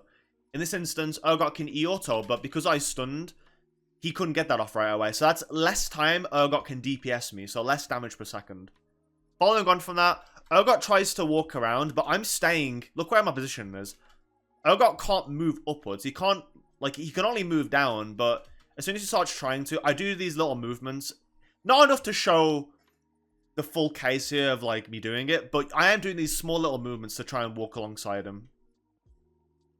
My only misplay I made here was I E'd upwards here to take a shotgun shell. And if that ult was on a bit longer, it would have backfired on me. I do also Q here as well to get my healing. And it keeps me in the fight long enough to kill him as well with the ignite. So that being done, we do kill Urgot there. And my whole team is just snowballing too. It's quite a common trend at the moment in these games. And being that it is like Diamond Master tier, some of these games as well. A lot of these games do end in a similar route, unfortunately. But mostly, all I want to do is basically just show my lightning fires in some of these games as well. Because that's where a lot of people struggle with the matchup. But yeah, basically the rest of this game, the game is practically won. There's not really much else to talk about. All I had to do was not int hard. I ended up coming back. I did make some mistakes that I thought were worth talking about. And that is practically the VOD as well. I do survive there. Next, I'm going to go my Black Cleaver for Armor Shred, for my Neferi and Samira. Looking out for my win conditions again. I'm not the main carry here. My job is basically to try to melt Urgot's health or anyone else that I come across to. And I try to build that Cleaver to ensure that. And try to just be more utility-based this game. So there is a fight here. I am walking down, but I do think we just want to back off all in all here. All I'm going to do is go for the minion wave here. Just changing my sayings as we're doing this. Start roaming down after I push wave. I think of this game, they just surrender. Yeah, so they just surrendered this game. It was meant to be a commentary, but they ended, and then I just decided to never upload it because I didn't think it warranted a good video. Yeah, that is essentially my second game where I made a misplay for my Alcove strat, and I did recover it by playing it well, I would say. I came back from being a bit smart. Definitely using Renekton's advantages to my strengths this game. I wouldn't say it's my most perfect game. Definitely a bit more underwhelming, but hopefully this game also taught you that even if I didn't do great, like, I was still able to do something in this game against Urgot. Following on from this, I will now go into my next game now, which will feature another Urgot matchup where my early game, not much really happens. But this game, I do go over some laning fundamentals of how I play the lane, and I do end up killing Urgot and also going for an early easy finish. Here in this game, a lot actually happens. So I was against a one trick. I believe he also had 3 million mastery points in this game. The game actually went off to a very great start. In fact, it was probably like one of the more better starts I had into Urgot. However, in this game, what is really defined by this replay is that Urgot managed to come back into the game through a play, and then the game became a lot harder to shut him down. And in this VOD, I do want to present ways on how you can shut him down and how to play against him when these things happen. And I will just say too, I don't win this game, but that doesn't mean I still don't want to try and share. That doesn't mean like I don't want to share like how I can like, you know, what I can show you guys to do in these like type of games. But anyways, with that being said, here we are again. We're in the Alcove level 1. This strat has not failed us so far, apart from that one VOD, of course. As I'm recording this too, I've took a few days since the last one, so I don't remember everything that happened in this game, but essentially I do remember like some of the main parts, so I'll try and do my best as well with this little commentary for this one. So again, level 1, Urgot might be here already, so I'm just waiting here. I think this is also from my stream too. I don't really remember. I think it was from my stream, so it has no sound here. Just gonna wait for the wave. In this time, I need to be thinking how I want to play. If Urgot positions in a way where I'm able to come into the lane and pick up some kills, it'll end up being, not kills, minion hits, sorry. It'll be like pretty good. Right now, I think that he could be here, but I'm just kind of waiting around because he could be here, he could be there. I don't know where he is. So I'll give myself some time here just to like relax, get the XP. Urgot starts in river. I see him there. I can start like edging out of the bush in a second. So I'm in XP range here. He is already, so this gives me a free way to already start my trade off. So I get 3 hits, E out. I get hit by one of his passives, and just like that, we get a pretty good start to this. Gotta try and push for level 2. E into W here is very viable, especially with how Urgot's playing here. So he already overextended. He's level 2. He has no damage because he missed his E. As we talked about in newer VODs, he can't really do anything. I'm playing around his passives here, and I'm just like going for this play. I have my Conqueror stacked. He gets flash. Really big. So Urgot having no flash here and already failing a play like that, where he's about to get level 2 on us and all in, it just ends up getting me killed like this. Played it very well there. Played it very safe, cautiously. I wasn't scared whatsoever about the situation in this game, so ends up being like very chill for us on that part. The only issue we do have here is that because I have Ignite, my lane state is in a really odd spot. Urgot already wasted his E in the lane, but Graves is coming. I do have Second Wind and D-Shield to try and get my health back up. I do say he has no flash, so I'm just waiting around here. I want to try and bait something. Just going to go for stun. E back in there. Get a Q. Just like that, we get some more damage on. And I'm just going to go try and Crash Wave. Here, I did want to back initially. I don't think I was a big fan of this play, but maybe we wait out the W. I'm trying to remember. Here, I'll just want a W first. So W, E, Q cancel. Graves is failing this play horribly. It was very forced play. So at this point, I'm just going to back. And my guy ended up dying. Like, it was really forced play. In my opinion, I should have just back pinged here. Didn't need him to get a kill there. It was very pointless. I had a lot of abilities on cooldown too. So I was a little bit frustrated here. Like, fuck. This happened here. So this is pretty bad for us. So instead, I was thinking about going boots, but because I was already confident in my ability to beat this Urgot, based on how he's using his E in this lane, I was very confident to go for the outplays and just go for the pickaxe buy. Compared to the other games where Urgots were holding their E more, this guy just was kind of using it on will, right? And if you know his predictable pattern of using E, you can end up just like going damage and just avoiding that because we know like when he's going to use it. So I get back to lane here, just going to go farm up. I'm not sure what Urgot buy is. I think he might go boots. I'm not too sure, to be quite honest with you. Because again, it's been a little bit of time. We'll go for these last hits. So what's my objective here now? So already my liner did get a kill, but that doesn't mean when it comes to level 6 that I can't beat him. I most certainly can beat him. I just have to watch out for these little visual cues of him Eing and like playing around his shotgun passive. And if he does make that mistake of trying to ego a fight on me, I am just going to beat him with the Ignite and ult as well. So it's a really big power spike for us. So I don't need to rush anything here right now. I can try and whittle his health down as we're getting into this lane a little bit more. So I'm just looking around too. I see Taric mid. It was Taric jungle this game. Very interesting pick. Has his W there. Has red buff too. Going for fights here is a bit coin flip because he has more health regen from the red buff. So when I'm trying to do a fight, it's not really the most worth thing because he will be healing. But it is about to expire regardless. So it's not the worst play to like even dedicate to. He has no shotgun shells on our side here now, so I can go for these EQs like this. Just waiting around. Don't want to take too much damage. I don't have a lot of armor. He's still strong, and he did go cool as well, which was very interesting. He was, I don't know, he wasn't really as... I don't know. Like, I don't know, he's played a really weird playstyle to me. Very weird. Going for cool. So we're both level 6 now. Here, like, I think my plan should be is that I need him to shove to my side and then I'll have a lot of room to fight him. So right now, I'm just waiting here, looking at mid lane, seeing what's happening on the map. So I'm just going to sit back here. Going to go for a last hit. Gotta walk up to W there. He's not Eing, so I'm, like, kind of chilling. At this point, when you establish this, like, mental knowledge of, like, how to play the matchup, whereas, like, he knows how I'll use my E and when I'm not going to use my E. Like, I can just force these Ws like this as well. Because originally, he might think that if I walk up, he can just E me, right? But the thing is, I'm not going to go for that until I know how he uses E. He's already been using it a lot in, like, a really weird way. But I think he's learned now at this point to only use it on the, like, if I dash in. But I'm not doing that. So I'm trying to be very hard to predict as well. Which is a very key aspect for lining mechanics and stuff. Like lining, it's like a lining trading fundamental in a way, like changing up your patterns and going for different like looks of things. Going for EQs here, keep just going in on him. He's not throwing his Z out at all. He's holding it really badly. Not sure if he's just trolling or he's just doesn't know how to use it properly.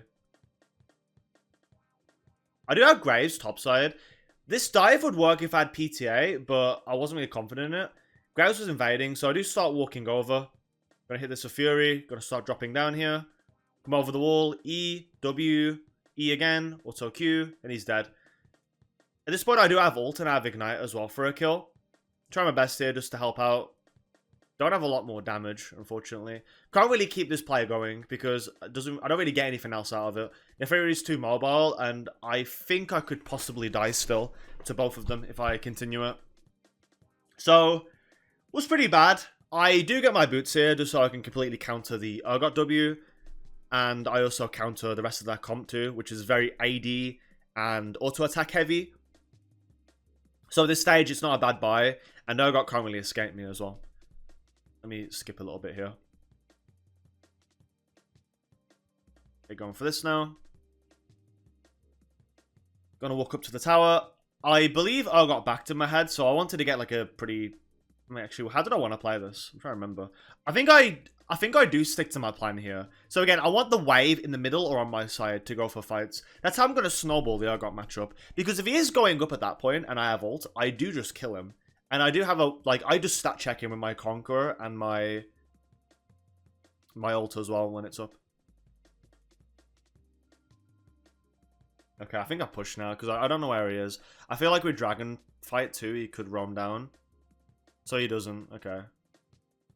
Sometimes I do just end up bluffing and like going for the push because my line has disappeared. I think I want a proxy here now. Like I have plating coming up. Maybe not. I could have proxied the wave here because everyone's bot side. Getting a proxy here simply means that I go behind tower, take the wave, and then I could even decide to go for this one if I feel like we're still contesting Dragon and they're all coming down. So I get 2 waves maximum maybe, and I can get vision established and then get a reset. So I get towards my Eclipse as well, and it'll be like fine. as well for like my scaling. Urgot in that time can't really be forced to move anywhere because we missed golden XP as well. So it's a free way to like guarantee vision as well, established on the top side of the map. So my Graves can make more plays and we can spot the jungle faster. Here as well, I'll do a little E to find out how he's going to E as well. These are very important E's to do because you can kind of guess how he's going to E. In lower MMR, they're going to panic E right after you do that. And Renekton's dash is too fast for Urgot to really counter against when it comes to, you know, Renekton dashing into him. So right now the wave is pushing. I am getting what I wanted initially. Just going to fast forward here a bit. Okay, so the wave's here. We do pick up a dragon too. He does have somewhat of an advantage here with item components. He could flip a fight on me, and I think that's what's about to happen. So here he misses E, pretty good. Just going to chill now. This is where we set up our kill. So I have this here, 27 Fury. Gonna wait to see what Urgot does. He has W on. I sidestep here. Now I'm going to go for the all-in. As soon as he's this overextended on my side and has no boots, I'm just going to go for the all-in here. So I'm going to go for some powered E's, W's, and just chase him down. Urgot cannot do anything in this wave state. And that's kind of like what I was also implying that you should do as well if you want to snowball against him. Sometimes you can just go for the proxy, get the intel, and then set up for grubs as well play. If you like you had a control ward or something too, it's a lot more value in doing that. But here, I just played this way, and I think I get playing before I leave. He does get the TP. However, grubs are up, and he does get the head start to going there, so I did overstay, which wouldn't be the most ideal thing, because Urgot's really good when it comes to skirmishes. But yeah, I buy the Eclipse here, and practically we're just chilling now, so there's a bit of a team fight, scuffle on the top side. Just come to lane here. At this point, I can just do whatever I want. I can walk up, W. Like, I'm in his head. This guy does not know what to do against me. Let me check the timeline, just so I'm acquainted with what happens. I think I want to go grubs. I think I ping it now. Yeah, I do ping it. So we go here. Just establishing my top line lead here. This is all I need to do. So I'm just going to walk up here, take these grubs in my jungler, gain him ahead. It's all about using your lead. And it's a shame that I did lose this game because I think I played the early as good as I probably could have, to be quite honest. Aside from a little minor misplays with maybe how I backed and greeted for a plating, but it all accounted to giving me some kind of net worth in my play. And nothing was really abused on my behalf. I think I did get a plate, but I don't know, even then, I think it still benefits me. Urgot does have Cleaver now. The thing is, though, probably giving over the plates as well did lead to that. So, I don't know, you could argue maybe it's not so worth. I could have got my reset. I still could have got my item. Here I took a bit too long getting my ability off there. Yeah, he really holds his E.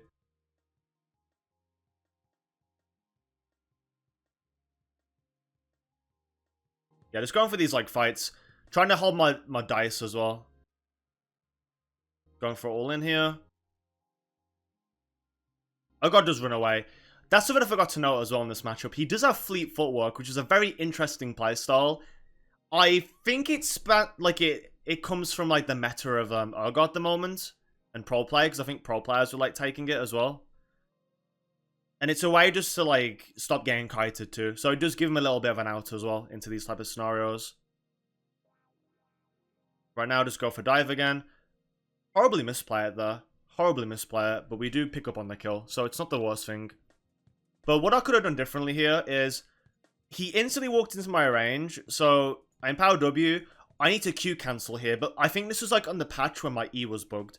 There's a bug with Renekton where basically your second dash will come out before the first one. So it was a pretty annoying bug that I have a video on my channel. It does not happen now, but for the purpose of this, I think that's what happened, judging by the look of the E, which you can kind of tell. Yeah, it does almost get me killed, but we're all fine end of the day, so it's all pretty good. Push for tower here. At this point, though, this lane is as good as it gets. This lane is pretty much as good as it gets here, you know? So I'm 3-0-1, 131 CS at 14 minutes. This is like a god tier game into Urgot, but this is where things start going really poorly, and where things start turning for the enemies. So dragon's about to spawn. I'm gonna push this wave in. Gonna go with my reset. And at this time, I think I walk towards dragon, which I should do. My team does coin flip a bit of fights. I'm running there, trying to get there, trying to use my lead. In this time, Urgot's trying to farm up. As a top laner, it is good to try and like use your lead on the map. So I'm here trying my best. We pick up 1 kill out of it, not the most worth. Graves goes top lane. We don't have dragon for objective though, but they don't have theirs either. So kind of just doing this here. Urgot does take my tower from this, which is kind of expected. But they do have bounties already. And because they have bounties already, like tower bounties, it is giving Urgot some extra gold. So just make this a really awkward roam timer. But we get the dragon. We should leave. I don't know why I'm waiting around. I think I'm just kind of like trolling. But Nautilus decides to walk into the pit and gives a kill to Urgot. I have no idea why he's here. Like, look what he's doing. I don't know what this is. It was really odd from my Nautilus. So I decide to leave. Urgot gets a free kill, a TP, a tower, from bounties as well. All of this is giving him a lot of gold already. And it's really, really bad. Really, really bad for us. I don't want to get my reset at this point. Fortunately, I didn't want to stay because I thought it was griefing. My team is like slowly falling behind and starting to tilt FF. And I said like this is free. At this point, if you are fed, you do want to try and get your team mentally like stable. If you can't, just mute them. There's no reason trying to spend time in the chat. Through this time, Urgot's taken our camps. I'm trying to defend the bot tower. I do get spied here, so I can't really do much else. Waiting for Nautilus to come to. Nothing really amounts to it. In this time though, being that it's solo queue, Urgot gets a random double kill here. So, in the space of 2 minutes, he got 3 farm top, he got 1 tower, and he picked up 3 kills.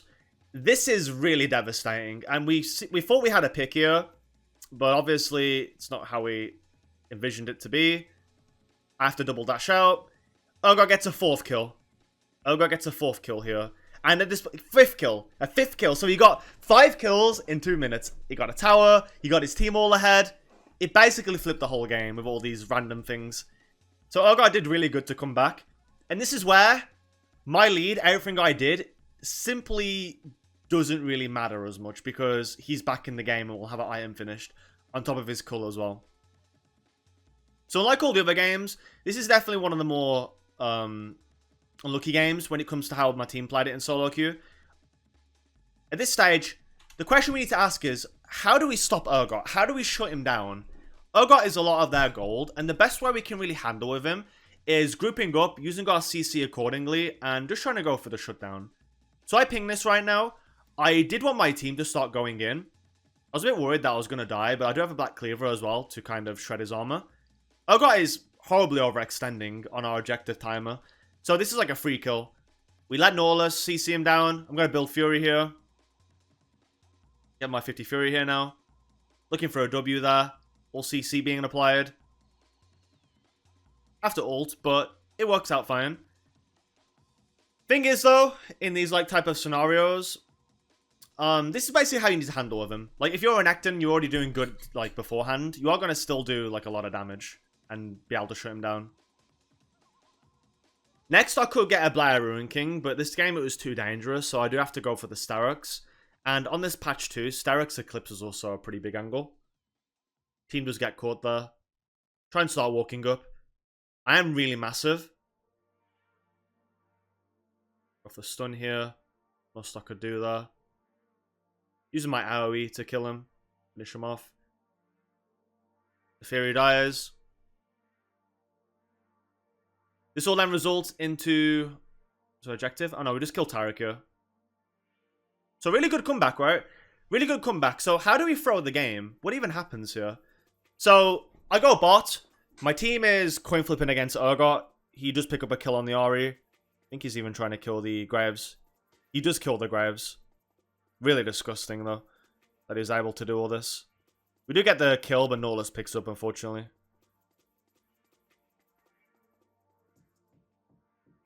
In terms of itemization in this game, I ideally just want the Sterox into probably Randuin's more so. I mean, Randuin's is okay, I guess. It's not the best. They don't have a lot of crit damage.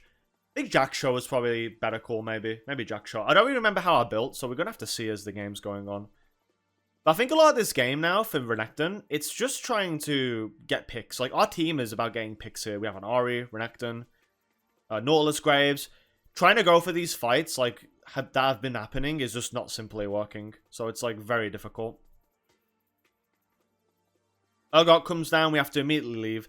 We can't really ever go for fights like this, so I'm just going to start leaving. Don't want to flip here. Unfortunately, Urgot does get another kill picked up there. Well, he assists the Neferi picking up the kill. Yeah, it turns out to be a very hard game. A lot of it is just giving up resources and trying to, like, stay back at this point. Trying to do what we can, let Ahri push, wave clear. Our wave clear is a little bit poor, and it's hard against Taric, as we have to dash in. Can't really do much else here. Trying to ult, build up Fury. Trying to just do something. Have AoE ticking. Trying to jump on Urgot. It's not really working out though. Okay, get the Urgot there. Pretty big. Kaiser gets shut down. Sidestep the Taric. Flash on that. Pick up this kill next. At this point, really clean fight. Played it pretty well. I think I could have wave cleared a bit earlier and faster at this point. But other than that, it was pretty good. So we're very fed. Gonna go towards the Baron. Fortunately, on the way there, Kaiser does die, and Neferi ends up killing them, which we're forced off of the Baron, unfortunately. Just going to skip some parts, because nothing's really happening. In terms of basic macro, we still have to play for picks, and we have to play off their misplayers. Urgot is isolated right now. That could be on the table, but being that the enemy's all spawning up and running down mid as we speak, we can't really get that pick, and we just have to wave clear. Pick Starix here. In this time, Urgot picks himself up another kill. My team just simply can't chill at any moment in the game. And this can be the horrifying reality of Urgot. And this is more of a testament to show, like, how much he can do still, even if he's behind. And in the next game after this, the final game against URPOG, you are going to see him come back as well in a similar state. But I still play it really well, and I think it's still worth going over. Here, what I need to look out for is if I can dodge the E from Urgot, I can protect my team. Need to try and one-shot Neferi, though, as well. Try and shut a shield down there. Unfortunately, I can't get much else going on. She does end up killing me. Unfortunately. And just like that, I think the rest of the fight, it's kind of just doomed. And I think, honestly, I think the rest of the game now is practically over. Urgot does snowball himself away back in the game. He does end up throwing still, and we do have moments like this where I'm able to carry some of the fights. But collectively, there was too many mistakes made that did make it harder. And all in all, I will just say that I think for the rest of this VOD, there's not much to go over. The only thing I could probably do if things were like my way is if we could constantly get picks, solo picks on an Urgot split pushing, or maybe catch someone else and then force the fight, trying to focus their damage carriers, or maybe also trying to peel for the initial damage of Urgot, tanking an ult, maybe tanking his E. Those would be the dream scenario of being able to protect my teammates, but they weren't really great. Yeah, as much as I try and be positive and stuff, it was pretty hard. But here's like another last fight as well, I guess, of this game. Got empowered E here, shred all his armor, start melting him down, cut off his retreat. Didn't block the ult there, was a little bit my bad. I tried to get in the way, but I wasn't so close, unfortunately. But yeah, with that said though, we do lose this game. We did play it still good, we played what we could, but at the end of the day, Urgot is always strong too on teammates, like teams are able to have a lot of good setup, a lot of CC. He does have a role of like frontlining and playing off a damage backline as well, like going in to distract and be a menace. That is basically his goal, and he did play it pretty well, and I have to give credit to him for coming back and, you know, getting the kills too. He played it very well there. So guys, on to our final game of this long video that I never expected I would have made. So, in this game, we are playing against the one, the only, and probably the best Urgot player in EU West, and maybe even the world, URPOG. So this guy has been Challenger, Grandmaster. He's done a lot of things for his own community of Urgot. And from being in a place of a one-trick myself as Renekton, and for like the things that I like to do for my community and stuff as well, it's really cool to see, honestly. It's really cool to see someone be this in tap with the community and being able to push this content and being so educational too. I've seen his posts on Reddit sometimes, and you know, I always like them. I think he's always been a cool guy. He's been pretty chill. I've had a little banter sometimes too, like this game you're gonna see. But yeah, URPOG's a great guy. You should definitely check him out too if you also like top lane content and even Urgot content. But with that said, we play against him. URPOG is a great player. He's a really good player, so I know I'm gonna expect the best here.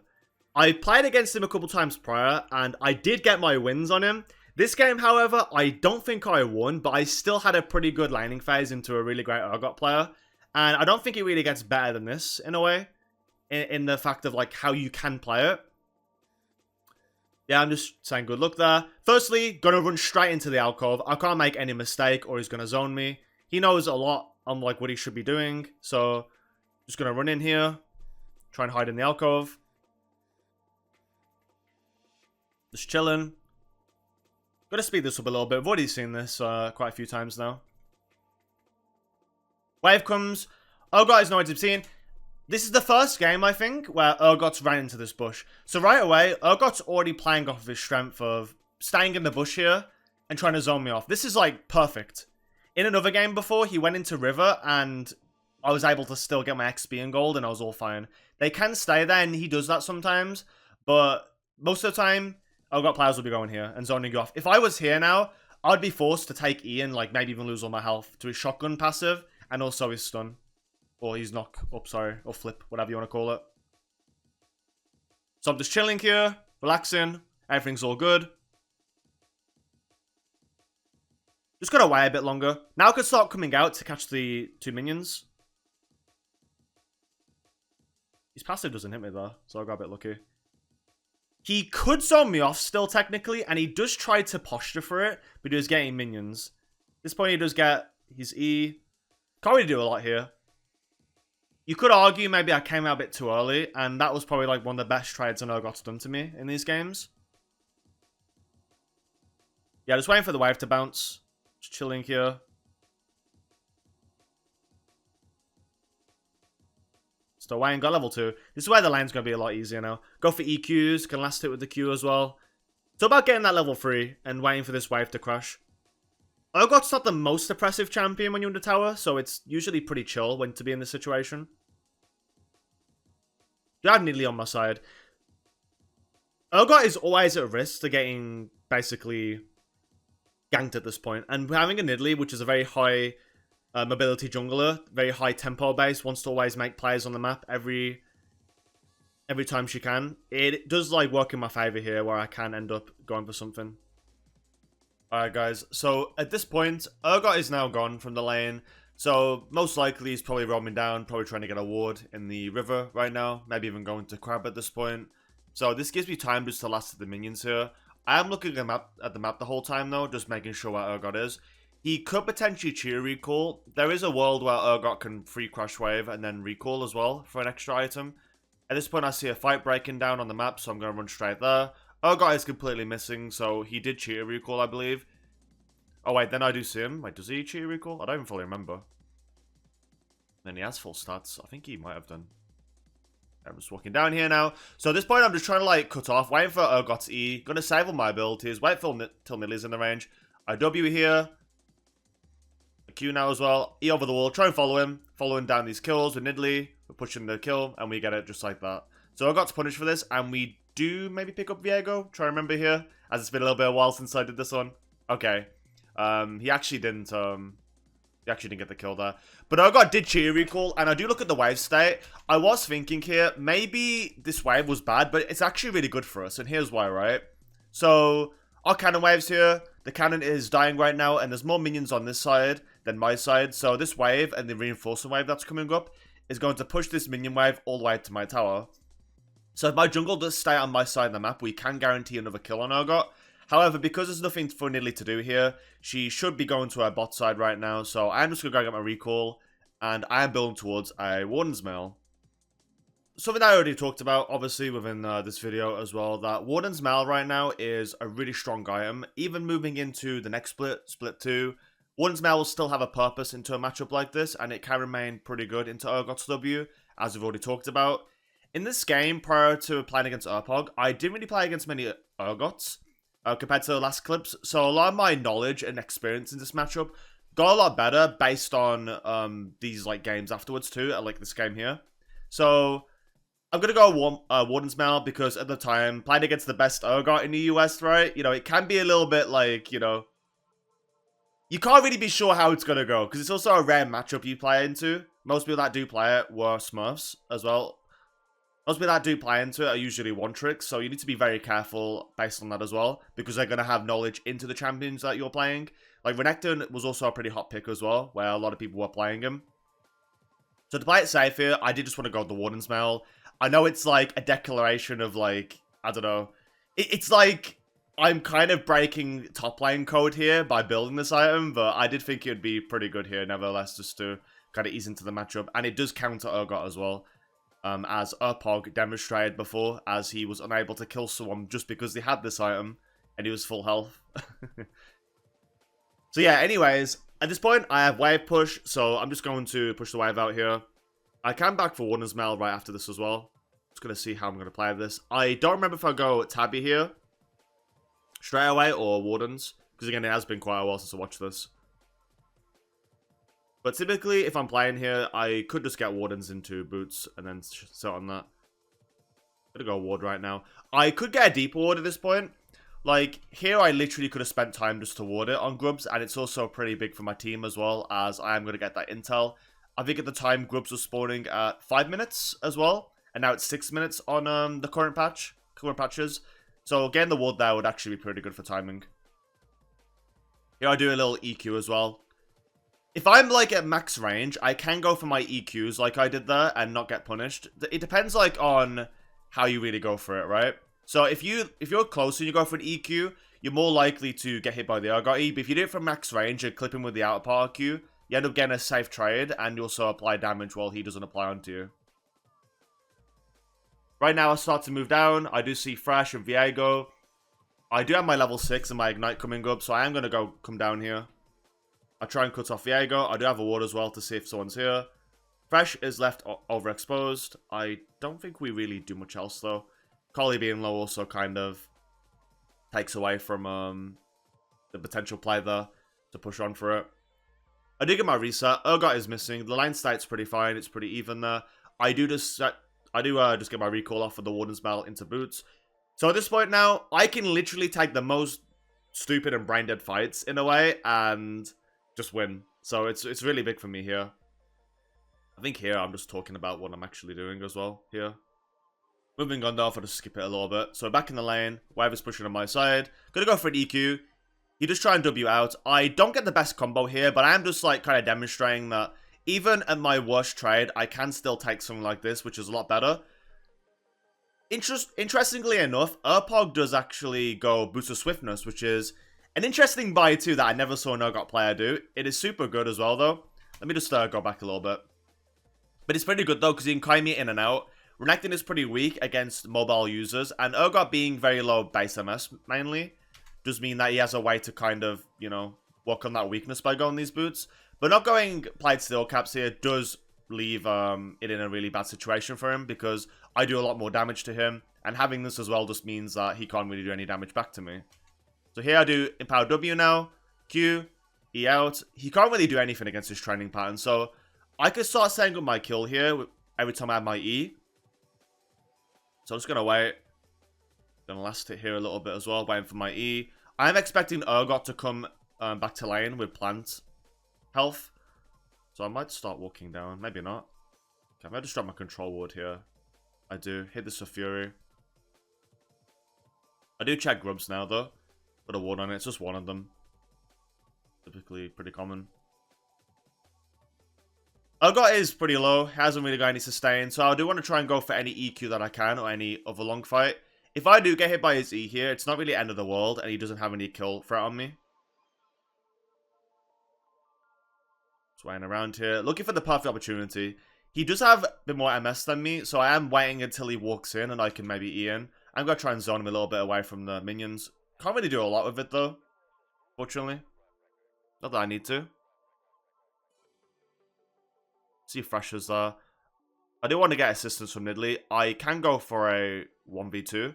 I'm definitely strong enough for a 1v2, but I guess it's also the threat of Viego, which kind of deters me from trying. At this point, we get a perfect wave crash. So here now I can start walking to the objectives that are presenting themselves here, like this little skirmish. I do... So I guess I'll just back off because they're not really going for it, but we can really force it here if we want to. Try to shove in again. I think I should let the wave bounce back, but considering that the enemies were playing for topside, I do want to try to get something off here. So try to keep the wave shoved. We do have a timer still to go for a dive here with Nidalee. I do have my ignite, but I do fear that maybe we need a bigger lane. Or bigger wave, sorry. See Viego's going onto it. I'm just roaming down here. Take the grub. Getting the grub is still important here because of denying Viego potentially getting 5, which allows him to get the buff for the Voidlings, which do play a pivotal... it does create like a pivotal moment for people like that try to split push and stuff like that, or like anyone across the map. So it's still really good to pick up, regardless, whenever you can.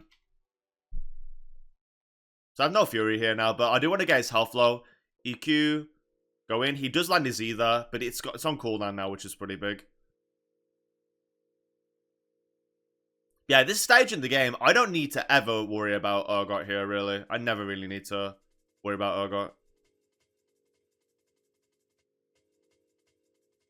Currently, he has no passive proc here, so if I'm going to go into my combo, I need to E into this side here. So EQ, he gets his E back in, W, auto, and we get a good trade just like that as well. Something to always note, this is like an example of like how to E, by the way, as Renekton into Urgot. So dodge the Q here. I'm like looking away, giving like different looks. So based on my character positioning, which I will try and go into now, I look away. Like, you're not going to know that I'm going to instantly dash him. So the way I try to get my dashes sometimes is I try to have my character facing a different way, and then I move my mouse and E in, and they don't expect it sometimes. So they overcommit. They're like they're pathing here, so they're walking up. And then I instantly E, Q. At this point, he starts Eing. I start right-click walking away because I expect the E to come. I E back in. Auto W, auto, and just like that, we get a huge trade, which sets up our dive soon. So at this point, he is super low, and he can be very killable. But with this process that I just showed you, I do want to try and wait out his E here before I do go for the dive, I believe. So I'm just kind of waiting around for the next wave to come in, and I will try to go for a replicative trade here, where I E in, bait his E, and then try to go for the kill. I have 100 Fury here, so going for my EQ is pretty good for my damage. I have my Empowered W ready too. Just trying to shove in as well. Trying to make it as claustrophobic as possible for Urgot. Urgot in this time could try to look for plans, but because I'm trying to pressure so badly here, he will miss out on minions if he tries to. So I'm just shoving in. Keep shoving. Urgot can't do that. So this point, I can go for a Q. Go for a Q here. Urgot lands his Q himself. Just waiting around here. Warden's Mal is just completely, like, you know, destroying him here too. So here I'm just waiting. Urgot's back now. Trying to just look for a play. I can wait for Nidalee here too, but I do want to just try and, like, do what I can. I think maybe... So I'm kind of thinking I dive here because there is a moment I do try and get a solo kill, but I think Nidalee comes before that point maybe. Yeah, so Nidalee's here now. Okay. Either way, I could dive myself too if I wanted to. So we can zone Urgot here off the wave. I am trying to go for a play. Urgot does flash, and he gets out. So having my jungle here just completely, like, cooked him here as well. Nidalee's also flaming me for some reason. I'm not sure why. I think she wanted me to flash. But the thing is, if I flash here, Urgot still gets his E and he has flash as well. He'll be stunned a bit longer, but he'll still get flash as well. And there's no play here where I can really go for a W, realistically, as well. Yeah, at this point, just getting the minions, zoning them off. I can go for no plating, and I will be going into Eclipse as well. So I get this. Gotta just speed it up a little bit too. Really just doesn't understand the situation here. Completely brainless.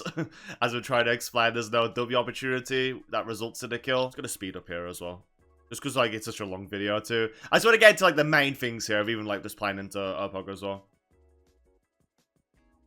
So at this point, I'm starting to build my AD. You don't need to complete the Warden's Mail. I don't ever expect you guys to be doing that. You just need to get the component, really, if you need to here. Yeah, this stage, having played Steel Caps too, doing 12% is really crazy. They are nerfing it. into split 2 as well, which is going to be from 12 to 8%, which is a big deal, but still 8% less damage is still pretty good from his shotguns and also his legs, so it's still pretty good. Go for EQ, EQW, perfect fury there this time. Just getting his health down. As you see here, his W is not really doing much, even if he has it up at most points in the lane. He does have his phage too, just for additional health as well. EQ here, he E's back out. So you can see here that as long as you have your E and you're like quickly playing around it as well, you can never really get hit by it as well. It all depends on like where you're doing it from though as well. You see here, I'm kind of like max range, so I'm always ending up just here as well instead of on top of him. If I was to do it on top and start Eing, Urgot has a higher chance of hitting me. So I get this off, get my Qs, he starts Eing, and he never ensures that he'll ever get me either. I probably should, so I could ward here, but I do see that Viego's bot side too. Yeah, this stage, I could just go for like anything I want. Pressing Q here, have my E, he ends up doing this, little misplay, I punish him for it. I have to flash though, unfortunately, because they're slow as well. But just like that, we do pick up a kill as well. But again, we should establish why maybe this happened too. So the reason that this worked here in the first place is because all the times we're Eing in and getting out of like, being at like a range that like suits us where we get our Q off and baits his E. At this point in his head, he's going to keep thinking we're doing the same thing. And all this is like mental gymnastics really, right? It's like a psychological element of the matchup where once you establish this pattern, your opposing player might pick up on that depending on how good they are. And URPOG is as good as they get, right? And any master player too, or like Grandmaster Challenger, they'll pick up on these little habits, right? And here, because of this habit that I didn't go for it this time, it ended up tricking him out. I am literally in a perfect E range here for Urgot. And I still have my E. So at this point, it's looking like I could try something. And I start walking in again. I Q. I'm at the range where I can E here now. So he could think I E based on my positioning. So I start walking in. He E's in. I RE to animation cancel. Get my fury up for W. Auto E. I didn't have Q right away. So I auto D'd out of tower range. So I didn't get any lower into his ult threshold. And the more damage I take as well, the slower that I get as well from this. So auto Q, and we pick up the kill as well. So all in all, I think it was pretty much a perfect kill there based on the mental side of it as well. And at this point, he couldn't really do anything else. And we can just take tower, and we can even get into our clips as well. Just going to skip this a little bit. So at this stage, we have our clips, and we're practically just ready for mid-game. This game, however, I don't think we really won, and it does show a side of Urgot where he can still be oppressive into this game. But as long as my team doesn't coin flip players, and there is like a win condition to play around, being my Kaiser and my Akali, trying to go front line with Eclipse Starux, I shouldn't really have a problem here in being able to do that. Yeah, I'm just going to fast forward here. At this point, I'm going to start going more aggressive, auto Q. Miss my E there, sadly. Try and cut him off. Akali is coming. Trying to ping for someone to come here. Yeah, this stage, it just shows you, like, you can do whatever you want into Urgot, and he's not able to do much. Try and power W. Call is coming. Stay away from his passive side, obviously. Just run him down. Urgot isn't able to do anything. There is a little... Okay, wait, does he actually escape here? I think he actually does. My teammate stopped following. Okay. I'm stunned forever there, unfortunately, but... We pick up the kill, and not much else really has to be done. Flashing Cassiopeia here. Waiting for my ult. EQE. Probably could have kept going there myself. Maybe I could, but my teammates were also in weird positions that I didn't think I could fully play around. So I didn't want to give up my bounty and potentially throw as well, because Nidalee already died. Akali was on the lower side of things as well. And I don't think me and Lulu can really continue to win the 2v4 as well on top of that. I'm just going to fast forward. Going to go towards the dragon here. Just want to be there for the objective while Urgot has to try to farm up back in the game. Urgot can still always be a presence because of his ult. It only takes one kill for him to get back in the game, as we've already seen. So it's basically on my job to at least be there and use my lead. Going to go towards this objective here. We take dragon. I now walk towards mid lane. Just using my lead on the map. Akali probably could have went top lane too. It probably could have been better because I was already fed enough to use a lead. A lot better than her. Here we get tower. Urgot is taking some stuff. Maybe a little bit of a macro mistake here. Trading tier 1 tower isn't a big deal, though, for Renekton, or, like, most situations in this game, because taking mid tower dragon is equally as much better than top lane. Because I've already took top tower as well. So we're only trading on that, but we're getting more out of it. Let's go fast forward a little bit. At this stage, though, my team's kind of playing 4v4 over here, and they're just losing fights. They're starting to tilt FF. And at this stage, it's just kind of me, like, I don't know, kind of wait to, like, play into Urgot. Urgot's passive now. I probably want to wait for him to use shotgun shells here instead of me going in, because if you look at our health right away when I engage, I mean, how much damage do I really take? So I actually don't really take any damage, but still, it would be a lot better and more beneficial if you just use passive on minions first. Urgot's trying to chase me down here. Not sure what he's, like, planning. He thinks he can, like, fight me, but thing is, he can't really ever do that here. I mean, he kind of played it well. He had flash. I guess he was waiting to flash, like, my E the whole time as well. I probably should have E'd in instantly here too, by the way. So I R, W, I can E because he has no shotgun shells. I'll be on top of him. Actually, I think he just start coming up. Yeah, I think I'm playing more towards the side that doesn't have it. This is bad, though. Him flashing my EQ here was really bad. So I'm going to stall out my cooldowns here. I still have Warden's Mail and Boots to do something, and then we kill him here. Surprisingly very close, but he did play it well. He played off his strengths there. I really didn't expect how he would ult. Think maybe I could have done a bit more, but still, we ended up coming out on top, which is all that matters as well. At this stage, Sterix Gage should be the play. I mean, Black Cleaver can be too, but I think Sterix here is just a lot better into Urgot and just the general state of the game. But as you see here, he is behind, his whole team is ahead, and it's going to be a hard game to win regardless. So all I can ensure is I crush waves and I try to make it to fights though. That's all I need to do. So here's the little fight break and go. My comp is a little bit harder to make work as I'm the only front lane on this game. Lulu already ults. Urgot's coming down as we speak. Urgot's coming from the top side flank. I'm weighing in this bush. I do get caught here. I kind of just don't really read the situation properly in the way that I thought maybe we could go there instead of looking at Urgot. But it does get me killed here, and unfortunately I do drop my gold bounty there. But if I look back as well, my whole team is like looking at Urgot, but I guess they were scared to play off my lead that I thought we could have. But yeah, at this stage though, it was kind of bad on my part. And this is where it starts like throwing the game as well, a little bit. Let's go fast forward a bit more into the game. Not much else is going on, but I'm just catching waves. Just waiting for an opportunity. Trying to get up to my Randuins, because it's good against their Viego. Still good against the rest of their team too, like to stifle their mobility. But more or less, I'm just trying to catch waves. If Urgot tries to come into me, I can fight. Can use my empowered E. Got a W first here though, just so I get it off. I see Viego's coming, so I have to immediately disengage. Can't just keep going for the fight. I mean, I guess I try to here. Lulu just decides to ult randomly. I was a bit confused there. I was never any danger. It'd be a lot better if I had like people on top of me or I was super low. But yeah, Lulu just didn't know how to ult there. So I do see this like, they do like full supply on me here. And I do get caught. But this is the thing with Urgot, right?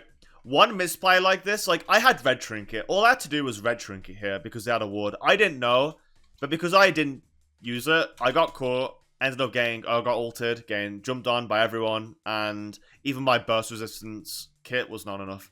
Urgot could flash R, he fears Nidalee, and into the fresh Q, and just like that, it kind of like changes the game here, and we're unable to really do anything else.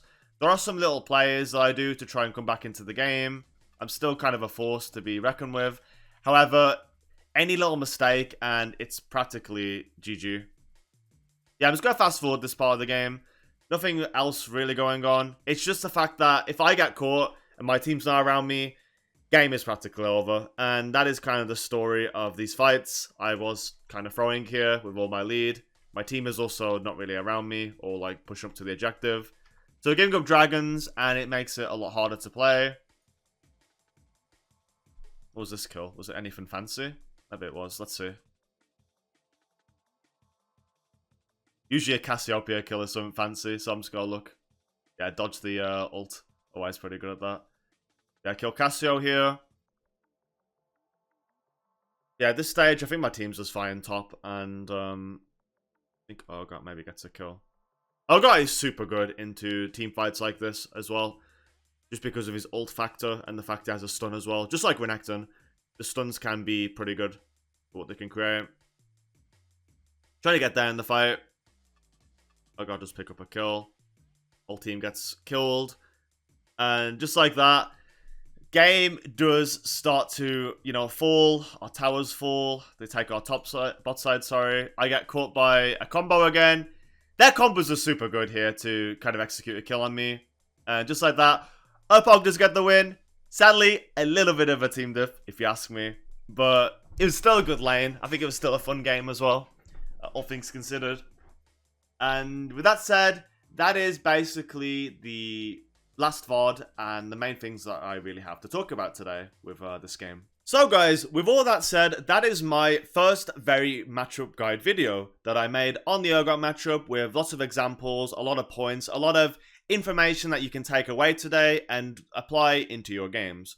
Urgot is I think Urgot overall, definitely a medium scale matchup, definitely requires some practice, some little bit of inting to really get down to know like what his strengths are. However, if you do play in this way that I have today in this video, if you do try and play around these points as well of his strengths and turn them into his own weaknesses, you will consistently beat Urgot as a matchup.